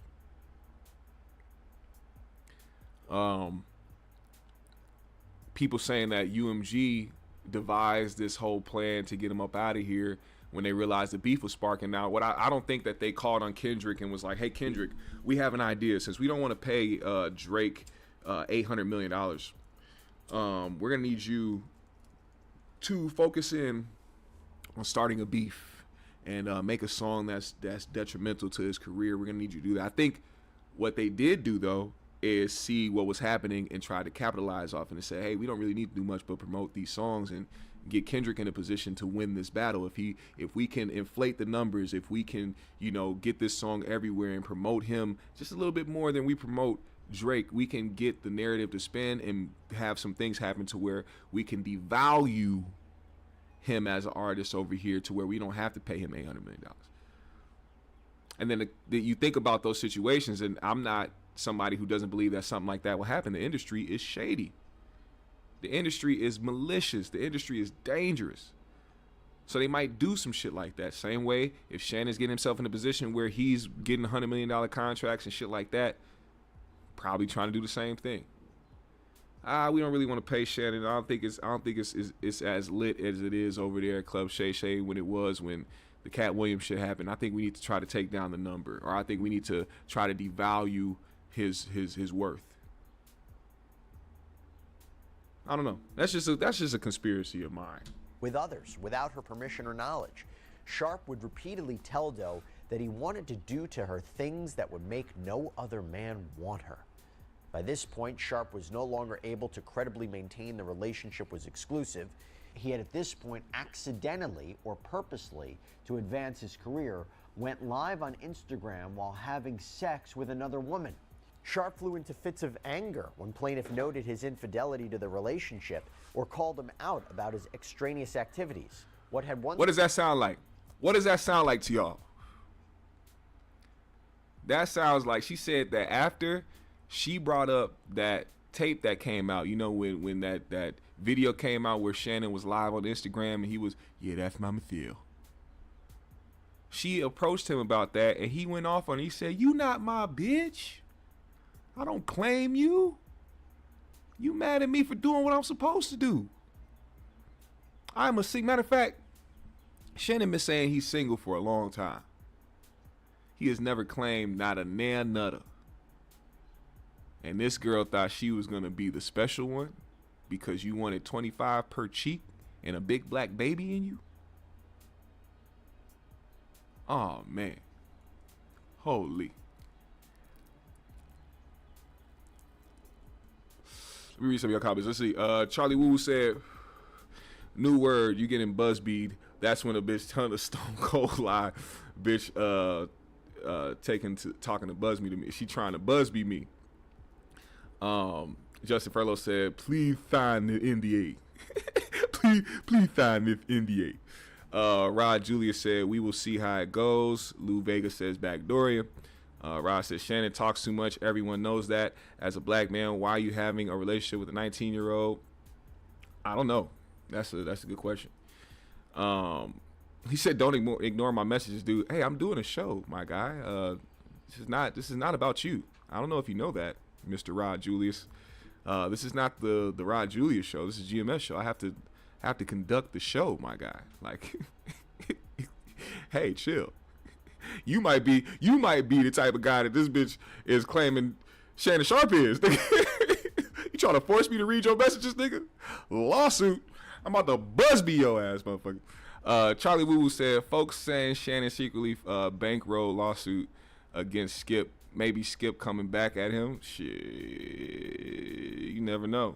You gotta find out if there's been some text messages between the Jane Doe and somebody affiliated with Skip Bayless. I don't know. It's become manipulation, control, and intimidation now became something far more dangerous and sinister. Sharpe even figured out how to get into Doe's apartment complex without her permission. Sharpe made it clear that what Doe wanted was of no moment, that Sharpe would get what he wanted when he wanted it. In October 2024, Shannon Sharpe violently sexually assaulted and anally raped plaintiff 2 different times in Las Vegas, Nevada, blatantly ignoring her request for him to stop. He did it again in January. Now, before I get into hey, Mr. Buzbee. Mr. Buzbee. What were we saying earlier? What were we saying earlier about this? Didn't Tony Buzbee come out and say that all the messages that they released to the public was prior to the incident at hand? Didn't he say that? But Shannon released messages from the 1st of January 2025 of this woman reaching out to him trying to be sexual towards him. But one of the instances that she claimed where she was violently scraped was in October of 2024.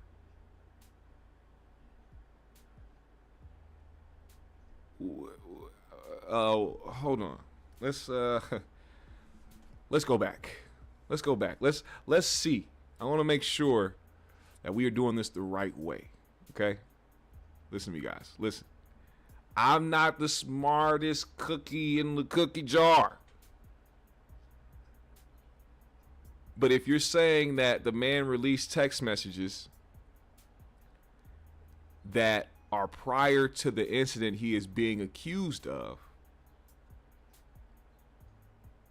and there is an alleged situation where she was allegedly scraped in October of 2024, why is she texting Shannon messages, I know you missed this big juicy ass, $25K for each cheek, on January 1st, 2025?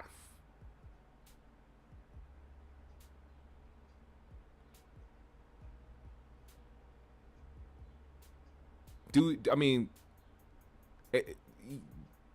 Tony, what's going on, my guy? There's holes in this story. Lou Vega said, I wonder what Corey's going to say about this tonight. I don't know. He probably, matter of fact, I think, don't quote me on this, but just given the situation, I think some things outweigh backdooria to Corey. And one of those things that outweigh it is bitches that lie. So I think he might put his backdooria commentating to the side to speak on motherfuckers lying on niggas and trying to get trying to get money out of people off of false allegations. He might go there with it. Money Mar said this dude is a creep for real. He's stalking and breaking into her place and everything. Those are allegations, sir. Those are allegations. Those haven't been proven. This is hearsay. This is things that she just is claiming against him.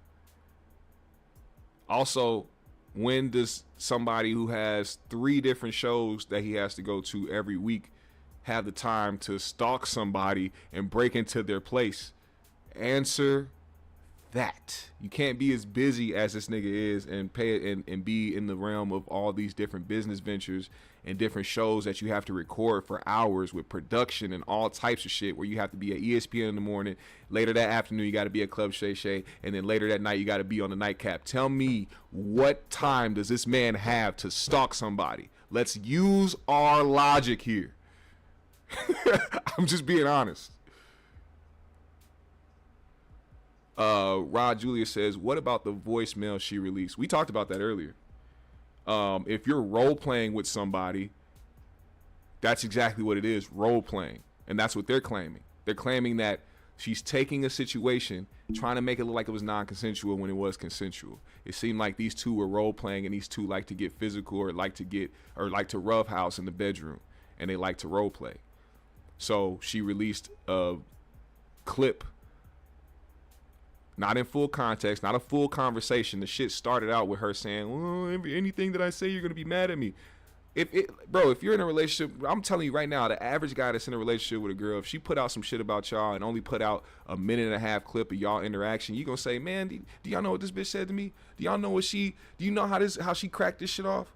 Do you know what she was saying to me that provoked me to say X, Y, and Z? You can't just play a 1.5-minute clip and be like, hey, we got to go with that. Shannon don't even sound like the type of nigga that's just gonna be like, oh yeah, I'm gonna choke you and ain't nothing you can do about it. You have no choice in the matter. They were clearly role playing. Justin said her photogram is she is Carly. Oh, Money Mar said if he can make time for the gym, then he can make time to stalk. That's another thing. So if he's going to 3 shows a day and going to the gym, please, once again, tell me how he has time to stalk a girl. You just added on an extra thing that he does during the day. You added on an extra thing that he does during the day. And on top of that, it seems like that's the place where he finds the time to hit on people at and try to get people's contacts and tries to get up with people and try to do shit with people. I don't think Shannon has enough time in the day to stalk somebody. I'm sorry. I just don't think that. If you're busy, like not even in the sense of what like a regular individual on a daily basis says is busy. It's like he has a lot of business ventures. He has 3 different shows he does. You know what I'm saying? So I don't know. I don't believe he has enough time to do that. Rod Julie said, my question, it's not a crime to date a woman of age. He's older than me and he's damn near 60. He said my kids are older than her. These niggas like young women. Who's the nigga that owns what football team? What's the guy? What the Patriots? Belichick. This nigga's wife is 24 or some shit like that. Bill Belichick is like fucking 70. Like, come on, man. Why are we having this conversation? People do what they gonna do, and even if it's not something you would do, it's something that people do. And a lot of these rich guys go for younger girls because they're dumb, and they don't have to do too much to impress these motherfuckers. And it's easy to smash and not have to worry about the extra shit. You see people like Tracy Ellis Ross out here mad. She talking about she don't date guys her age. She says she dates younger guys. And a lot of the reason is because a lot of older guys can see through that bullshit. She calls it toxic masculinity, aka niggas gonna see through the bullshit. They don't have time to go with the games and the bullshit or whatever type of manipulation you got going on. They see right through that. The younger guys, they gonna be infatuated. They gonna be all that, all the shit that you like, all the shit that you missed from your younger days when you were dating and being in love when you were younger. It's gonna be harder as you get older because the older you get, the more bullshit you cut out of your life, and the more nonsense you don't take up. There's no space for that no more when you get older. Hit the like. What's going on? Charlie Woo said it's some illogical busters in the chat. Shout out to Money Mar. He's just trying to make sense of all this. Old Shay Shay can definitely afford to skip a couple leg days. Justice said he probably met her at Lifetime Fitness. It's expensive, and then lots of celebs go there. Had a cougar that got me. Speaking of cougars, man, shout out to the cougars that be pulling up to my job every day, man. They love me, man. They love me. They like seeing a nigga in a suit and a purple tie. They be like, oh my God, I love your tie. Oh my God, you're just so handsome. Oh my God, I'm like, thank you, cougar bitch. Thank you, cougar bitch. Thank you. Niggas be all shy. Oh, cougar bitch.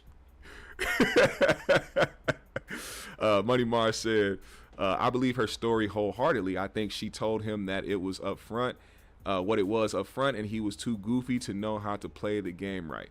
Oh, well, I guess we will see. Yes, Nikki Love. What Nikki Love said, click that like button. Hit the like button if you are here right now. Now, I want to move forward because we got to talk about some other things before I get out of here, man. Kanye West, man. Oh my God, here we go. Y'all ready for some shit? I had to be able to smoke this before we got into this subject because I need to know how to approach this situation. Now, Kanye decided that yesterday morning was the best time to reveal to the public that at some point in his young life, he was giving his cousin fellatio. Kanye said that he was sucking his cousin's dilsey till he was 14 years old. So from age 6, I believe, because that's what the story is alleging from Ye himself. He said this song, he released a song on Twitter. He put the video, I'm gonna play the song. We're gonna play this song. But he released a song on Twitter. He said, this song is called Cousins, about my cousin that's locked in jail for life for killing a pregnant lady a few years after I told him we wouldn't look at dirty magazines together anymore. Perhaps in my self-centered mess, it felt like I was at fault, or like it was my fault that I showed him those dirty magazines when he was 6, and then we acted out what we saw. My dad had Playboy magazines, but the magazines I found in the top of my mom's closet were different. My name is Ye, and I sucked my cousin's dilsey till I was 14. All right, here's the song.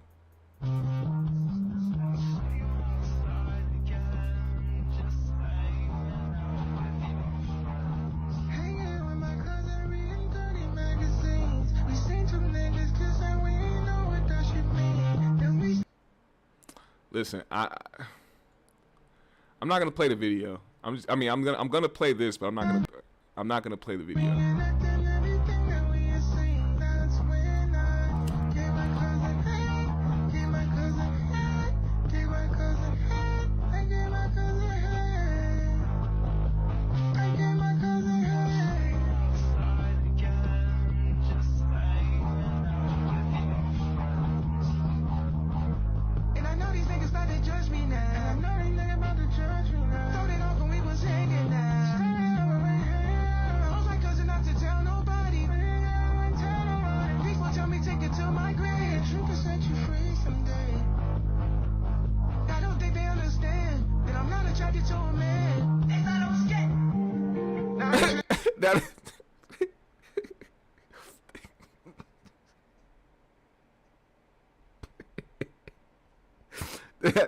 that is the weirdest, most wildest ad lib that I've ever heard in my life. These niggas thought I was gay.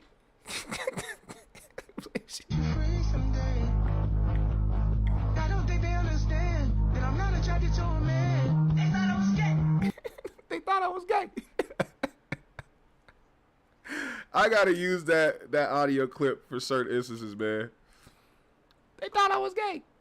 You gotta put that shit in the background of somebody's video. Listen, I believe when Kanye gets drowned out by other noise when it comes to other artists, he needs to get that attention back. And given the recent videos and the praise surrounding Kendrick's tour that he started off, matter of fact, he started his tour here in Minnesota. I went to it. We're going to talk about that in a little bit. But I feel like whenever somebody notable in rap or in music starts to get a lot of notoriety and they start trending and people are talking about that and not talking about him, he tries to come through with some wild shit. And on top of that, he's allowing this Dave Blunt's guy to write every song for him right now because Kanye, I mean, whether you guys want to believe it or not, Kanye isn't the guy that he used to be. Kanye is ass right now. The music he's putting out is ass. I know people want to latch on to his greatness and the wonderful music he has made over the years, but it is very apparent that Kanye is ass. Okay? Music is horrible.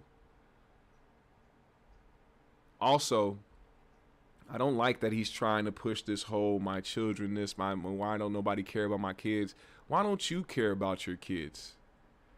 Why don't you give a fuck about your kids, Kanye? See, if I give a fuck about my kids, I'm not going to put them in harm's way. I'm not going to go out here and act any type of way in public or put myself out there to put targets on my back to the point where people might want to try to kill me and then think that my children are supposed to be around me. I'm not going to be in a manic state and putting my kids in jeopardy for the rest of their life where people can torment them over their father and the decisions that he's making and things that he's saying. Despite some of the things that you may feel that he's being honest about or being truthful about or he's trying to call shit out, regardless of how you feel, he's putting a target on his kids' back. Why would somebody in the same breath try to act like somebody else is supposed to care about him having his kids? You can't one day, I've said this before, you cannot one day be like, they're going to kill me or they're going to do it on this day and I'm feared for my life. And then on the next day be like, why can't I have my kids? Why can't I see my kids? Nigga, you just said why you couldn't see your kids. If a motherfucker has it out for you, somebody trying to assassinate me, do you think I want my child? How many of y'all would want y'all children around you if you know you had a bounty on your head? Let's be smart here. This isn't about somebody trying to keep the kids away from you. I've leaned into the fact that I feel like Kim is trying to protect their kids. Now, you can call it what you want. You can talk about the mama. You can talk about them trying to use their kids for certain shit. I have my opinions on that too. But you don't see her sending them kids over there.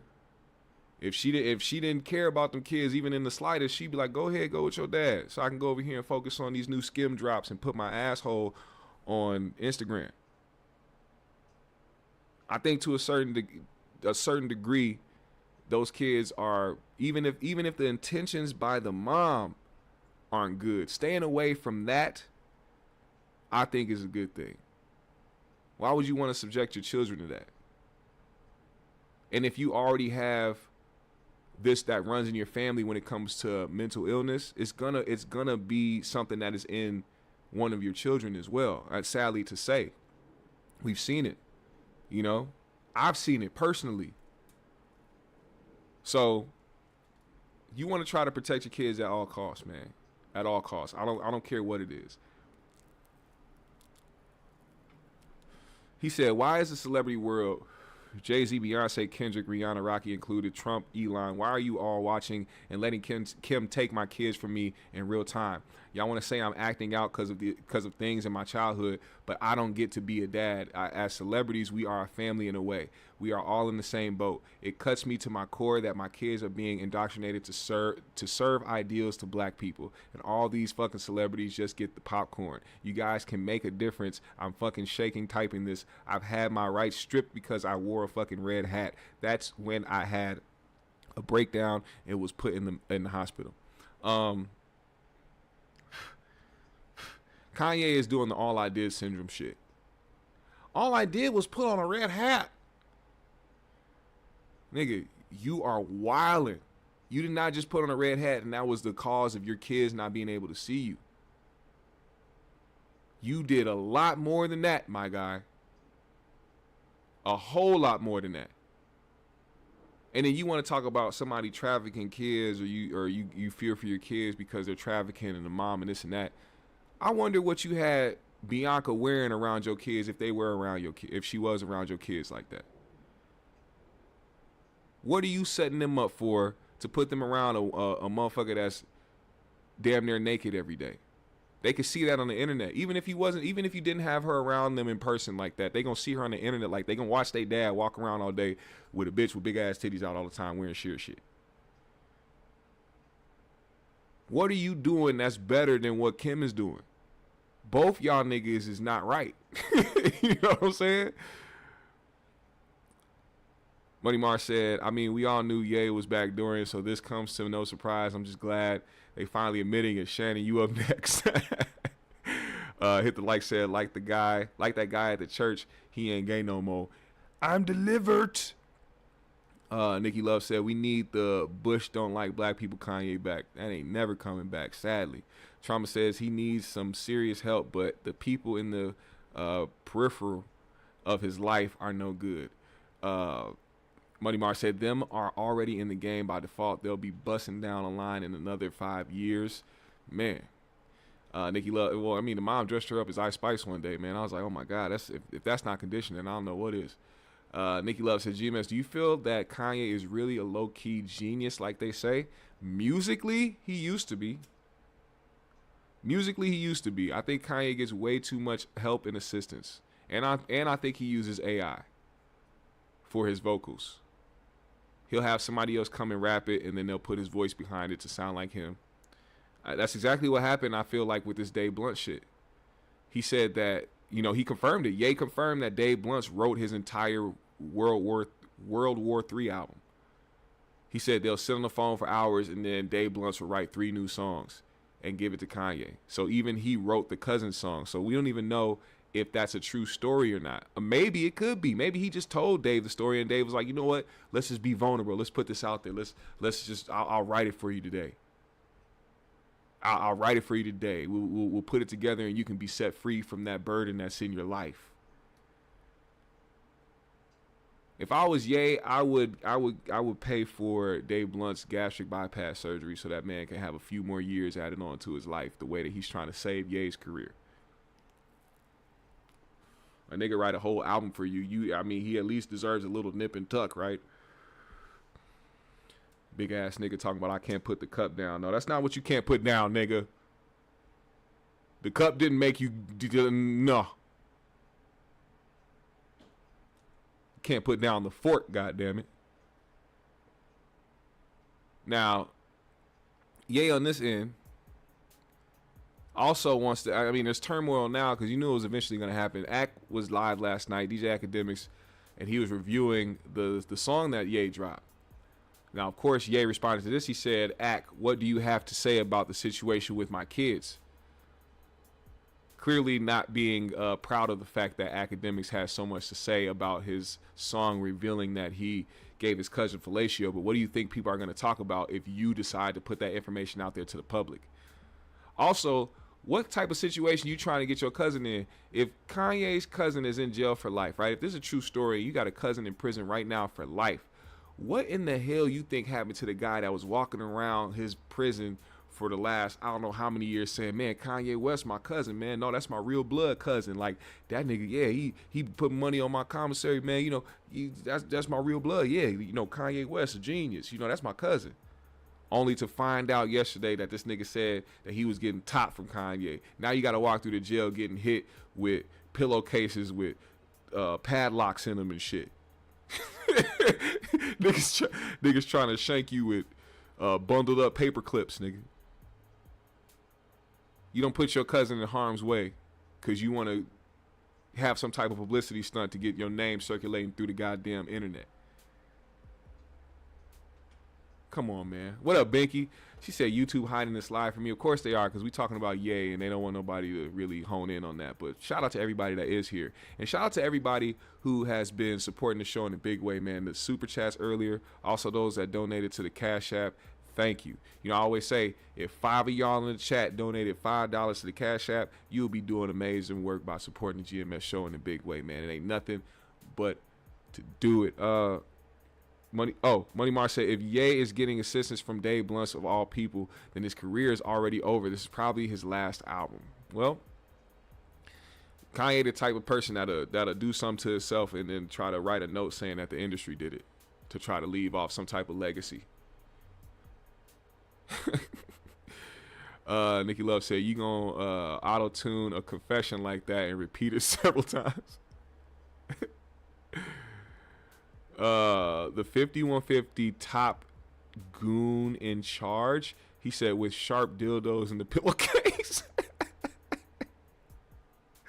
Hey, imagine nigga in the cell just chipping away and making a point out of a dildo so he can stab a nigga. Oh my God, that's crazy. That's insane. All right, now let's keep going. I gotta tell y'all, man, let's just do a quick review of this, because I went to Kendrick's first show of the GNX tour, man, the Grand National Tour with SZA. And when I say that was one of the best concerts I've been to, I am not exaggerating, just because of everything and the atmosphere that's going on and how popular Kendrick is today. But it genuinely was one of the best concerts that I've been to. And I say that because I don't typically like arenas. I don't like stadium shows. There's nothing intimate about it. There's nothing that is connecting about it to me, which is why the people that go out and like, oh, the crowd is dead. I'm like, you have a crowd of fucking 20,000 people. Like, the niggas be dead. Like, they don't. It's not the same as a club venue or a theater venue. You know what I'm saying? It's just it's not the same. But nonetheless, the energy in that building and the way that I could look at everybody having a good time. Like, yeah, a lot of people had their phones out. They was taking pictures and videos. But there was a moment in this show. I'm shit you not. I wish I would have recorded it. But there was a moment in the show. I forgot what song he was performing at the time, but it was one of them bops, one of them grooving shits that everybody, I was like, man, I'm sitting there dancing, and all of a sudden I look around and I'm seeing mostly everybody without their phones out, literally dancing, standing up, dancing next to each other, just groove. It looked like we all was in like some music video type shit. It was crazy to see. You know, you think that there's people out there that don't, like, with the narratives that has been being pushed over the past year, you would think people didn't genuinely enjoy Kendrick Lamar's music as if he already wasn't established before this. You know what I'm saying? Like, he didn't already have a sold out arena tour before the Drake beef even started. Now, the way that they did it, I think was really dope too. They didn't have it to where, oh, one of them opened for one another. It was more so like, we're about to share the stage. So Kendrick came out first, performed Whacked Out Murals, did a couple other ones. Then SZA came out with him to perform something, and then SZA stayed on and performed some of her songs. And then Kendrick came back to perform a song with them together, and then Kendrick stayed on and performed. Then she came back and they performed another hit that they got together. And then she got off stage, and then she stayed. She started floating in the air like a goddamn fairy. There was a point in the show, and it's going viral. I remember seeing this shit. When you see shit, that's another funny thing. One of those surreal moments when you see something happen in person and then you start seeing it go viral online. It's a different feeling than just watching something go viral online. Like, if you were there in person to see it happen and then you start seeing like the narratives on social media, it's like, god damn, like, this how shit be spreading. But there was a moment in the show where SZA was performing with her dancers, and her male dancer who was there with her trying to, you know, do the moves, they ended up stumbling, and it looked like he was about to drop her. And of course it brought the, oh, SZA is too heavy, she's too big now, she's gaining too much weight. In that actual video, you can see that her leg or her foot got caught on his leg while they were trying to perform a move, and that's what made them stumble. And he held on to her. He didn't drop her, they didn't fall. He held on to her. Kudos to him. I mean, let's use some common sense. They have rehearsed this shit a bunch of times. If he didn't feel like he could carry her or spin her around or hold her weight, they wouldn't put him in a position to be in the live show like that. Or they wouldn't even add the move in the show. Her foot clipped him, and that's what happened. But of course, social media ran with it and did whatever they did. Also, it's hilarious that a lot of these people are in disbelief because the show was sold out. He sold that stadium out. Sold it out. One of the first things I saw of the video of the crowd and everybody's lights on, first of all, when they lit the stadium up, he didn't ask them to do that. When he lit this stadium up, or when everybody lit the stadium up, they did it just to do it. I saw this happen in real time. He had got done with a song, and then literally the left side of the stadium over here, this side right here, this section, they just started lighting up their cameras. And then people over here started lighting up their cameras. So then the people over here started seeing it, then they started lighting their cameras. Then everybody else on each opposite side started lighting their cameras, and every camera was lit in the stadium. Without him asking, without him saying nothing, there was no message on the screen. People just did it. And then this is what it looked like. Ruled by some people living life in models. Then he had to go to fast, back to the way in Chicago. Some people like the way you feel, some people want to kill themselves. They want to fit in with the popular. What's my problem? I was in the dark room, now torn, looking to make the vow song. That I get fucked up and end up my cup. The town will change your mind a minute, and a record won't repeat. Took a sip and another sip, then the new is sent to me. Shout out to that moment. Also, I would play the Backseat Freestyle. I'm going to play a little bit of it, but I don't want them to copyright me.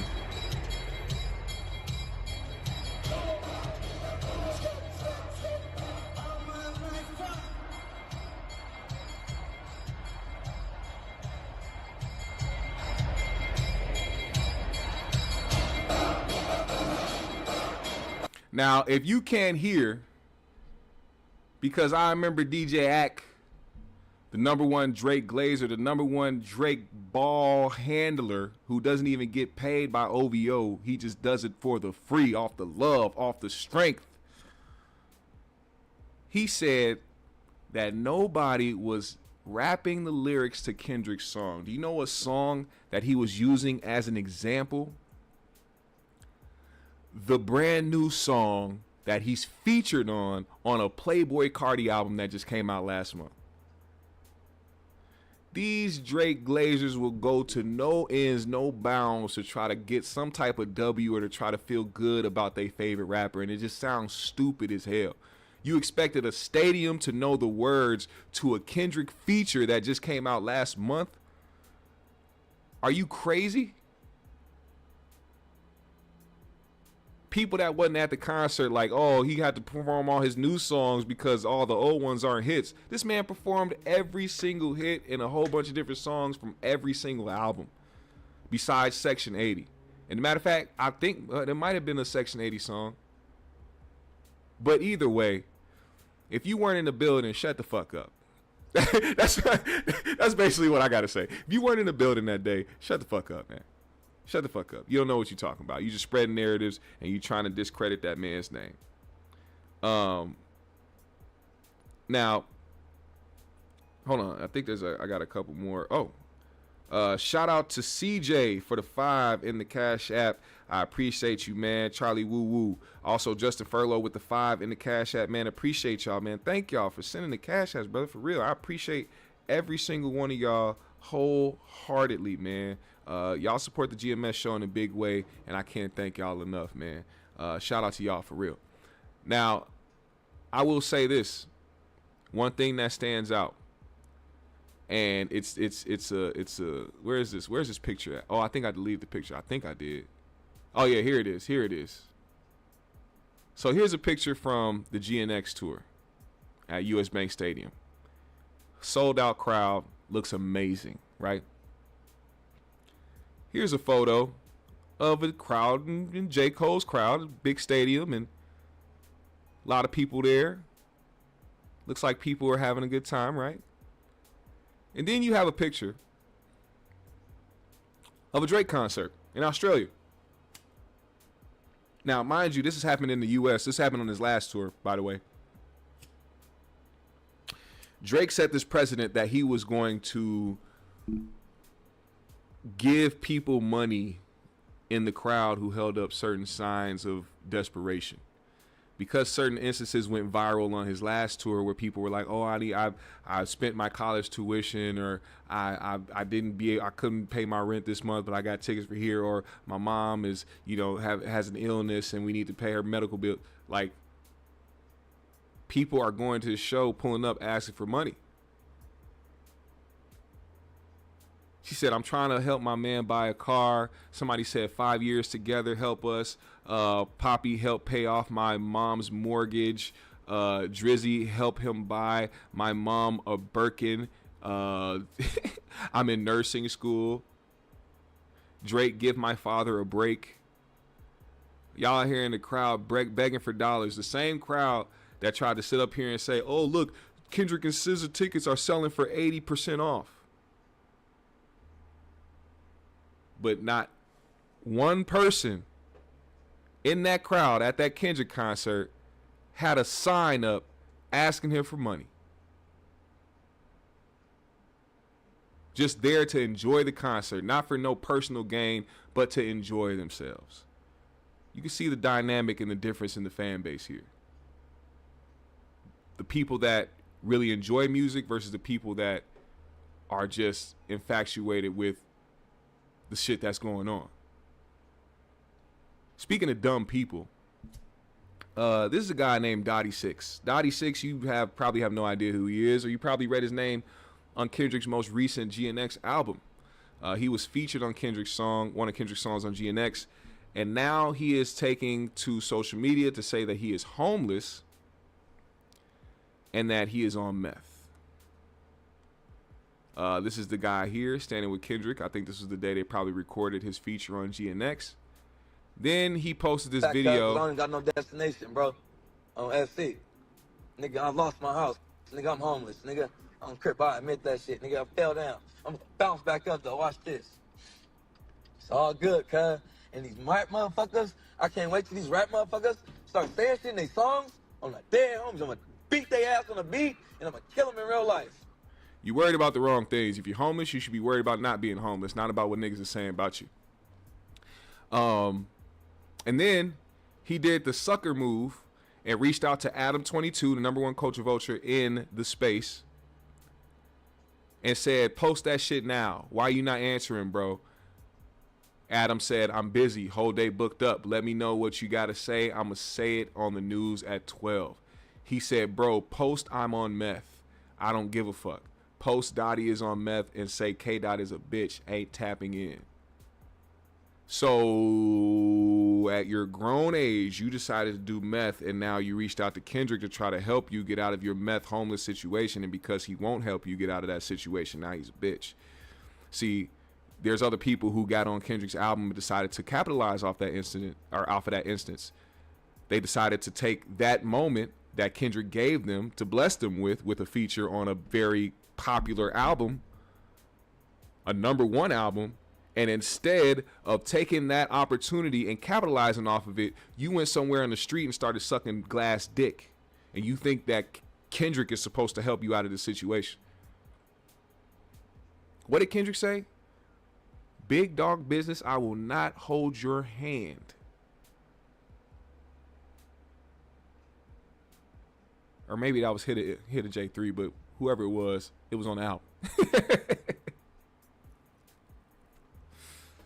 Kendrick is not supposed to hold your hand. He's not supposed to be there for you. He's not supposed to be your dad. He's not supposed to help you out of a homeless situation and get you off meth. You are a grown-ass man. figure out your own situation. Motherfuckers is stupid. Speaking of stupid, y'all watch this shit. I'm not even gonna explain this video before I play it. Just watch.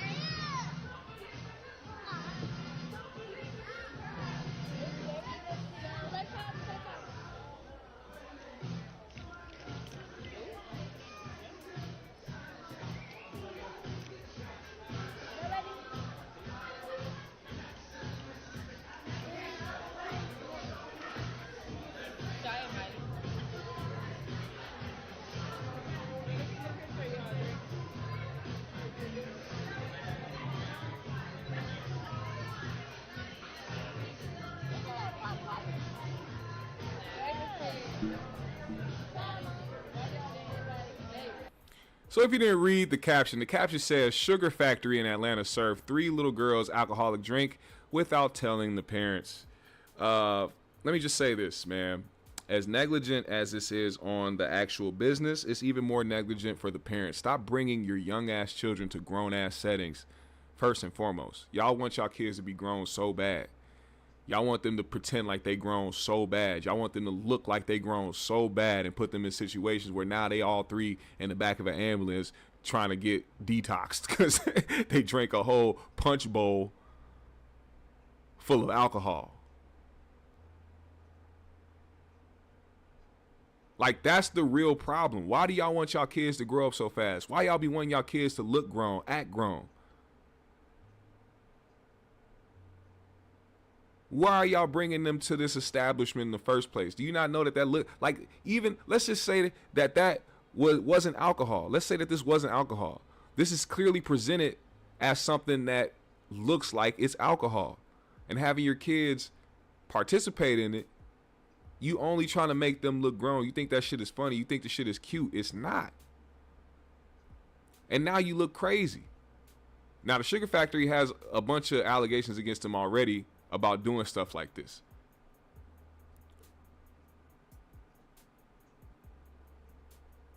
Stop doing that, man. I ain't even got much to say about it. The parents stupid as hell.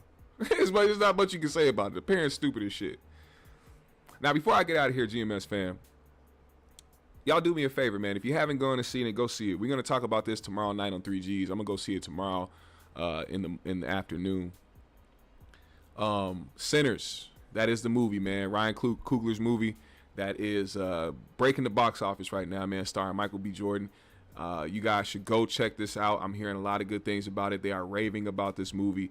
I'm excited to go see it. I've only been hearing great things about it from everybody that has gone seen it. I've been seeing it on the internet. I've been trying to stay away from spoilers, man. So please don't spoil nothing. Don't try to bring nothing my way. I'm going to go see it tomorrow. I suggest y'all go see it too, man. If you participate in the 3Gs chat, if you come over there and watch us, I want y'all to participate in that conversation as well. So if you haven't seen it yet, make sure you go and see it, man. Go see it. I'm going to go see it tomorrow. We're going to review that tomorrow on the 3Gs show. I might talk about tomorrow if I go live as well. But just make sure y'all pull up for that, man. GMS fam, the Green Room has been a dope show. I appreciate every single one of y'all that has entered the show today and participated in the live chat. I thank you. I thank you. I thank you. What else do I gotta say? Oh yeah, hit that like button on the way out, man. Follow me on my socials. I'll follow everybody back. Thank you to everybody that sent the super chat, everybody that sent the cash apps, the people that liked the video. Make sure you like it on the way out. What else I gotta say, man? I don't know what else to say, man. I hope y'all enjoy y'all day, man. I hope y'all had a great start to your week. The rest of the week is in front of you. Make sure you get to everything you need to do, man. Accomplish your goals, man, or put those goals in place, man. Start working towards everything that you need to work towards, man. I appreciate y'all. JR, I forgot to talk about that, man. I'm burnt out right now. I gotta go handle some business, so I can't talk about AE right now, but we gonna get to that shit tomorrow if we can. Queen Kale said I saw it twice already. Super dope. Shout out to you, Queen Kales. I appreciate you. GMS fam, the Green Room. Shout out your city. Let me know where you tuning in from. We finna get up out of here, man.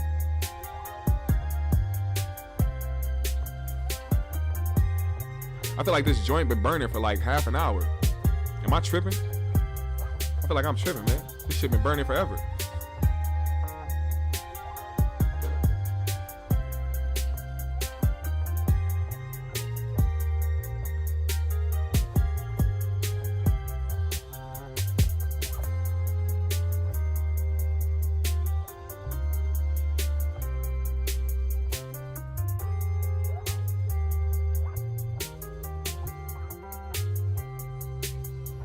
Hey.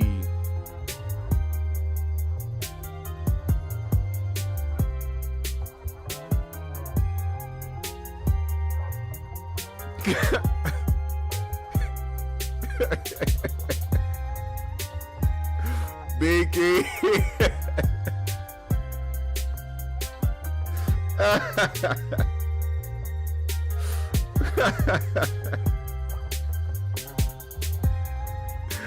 Oh man, yeah.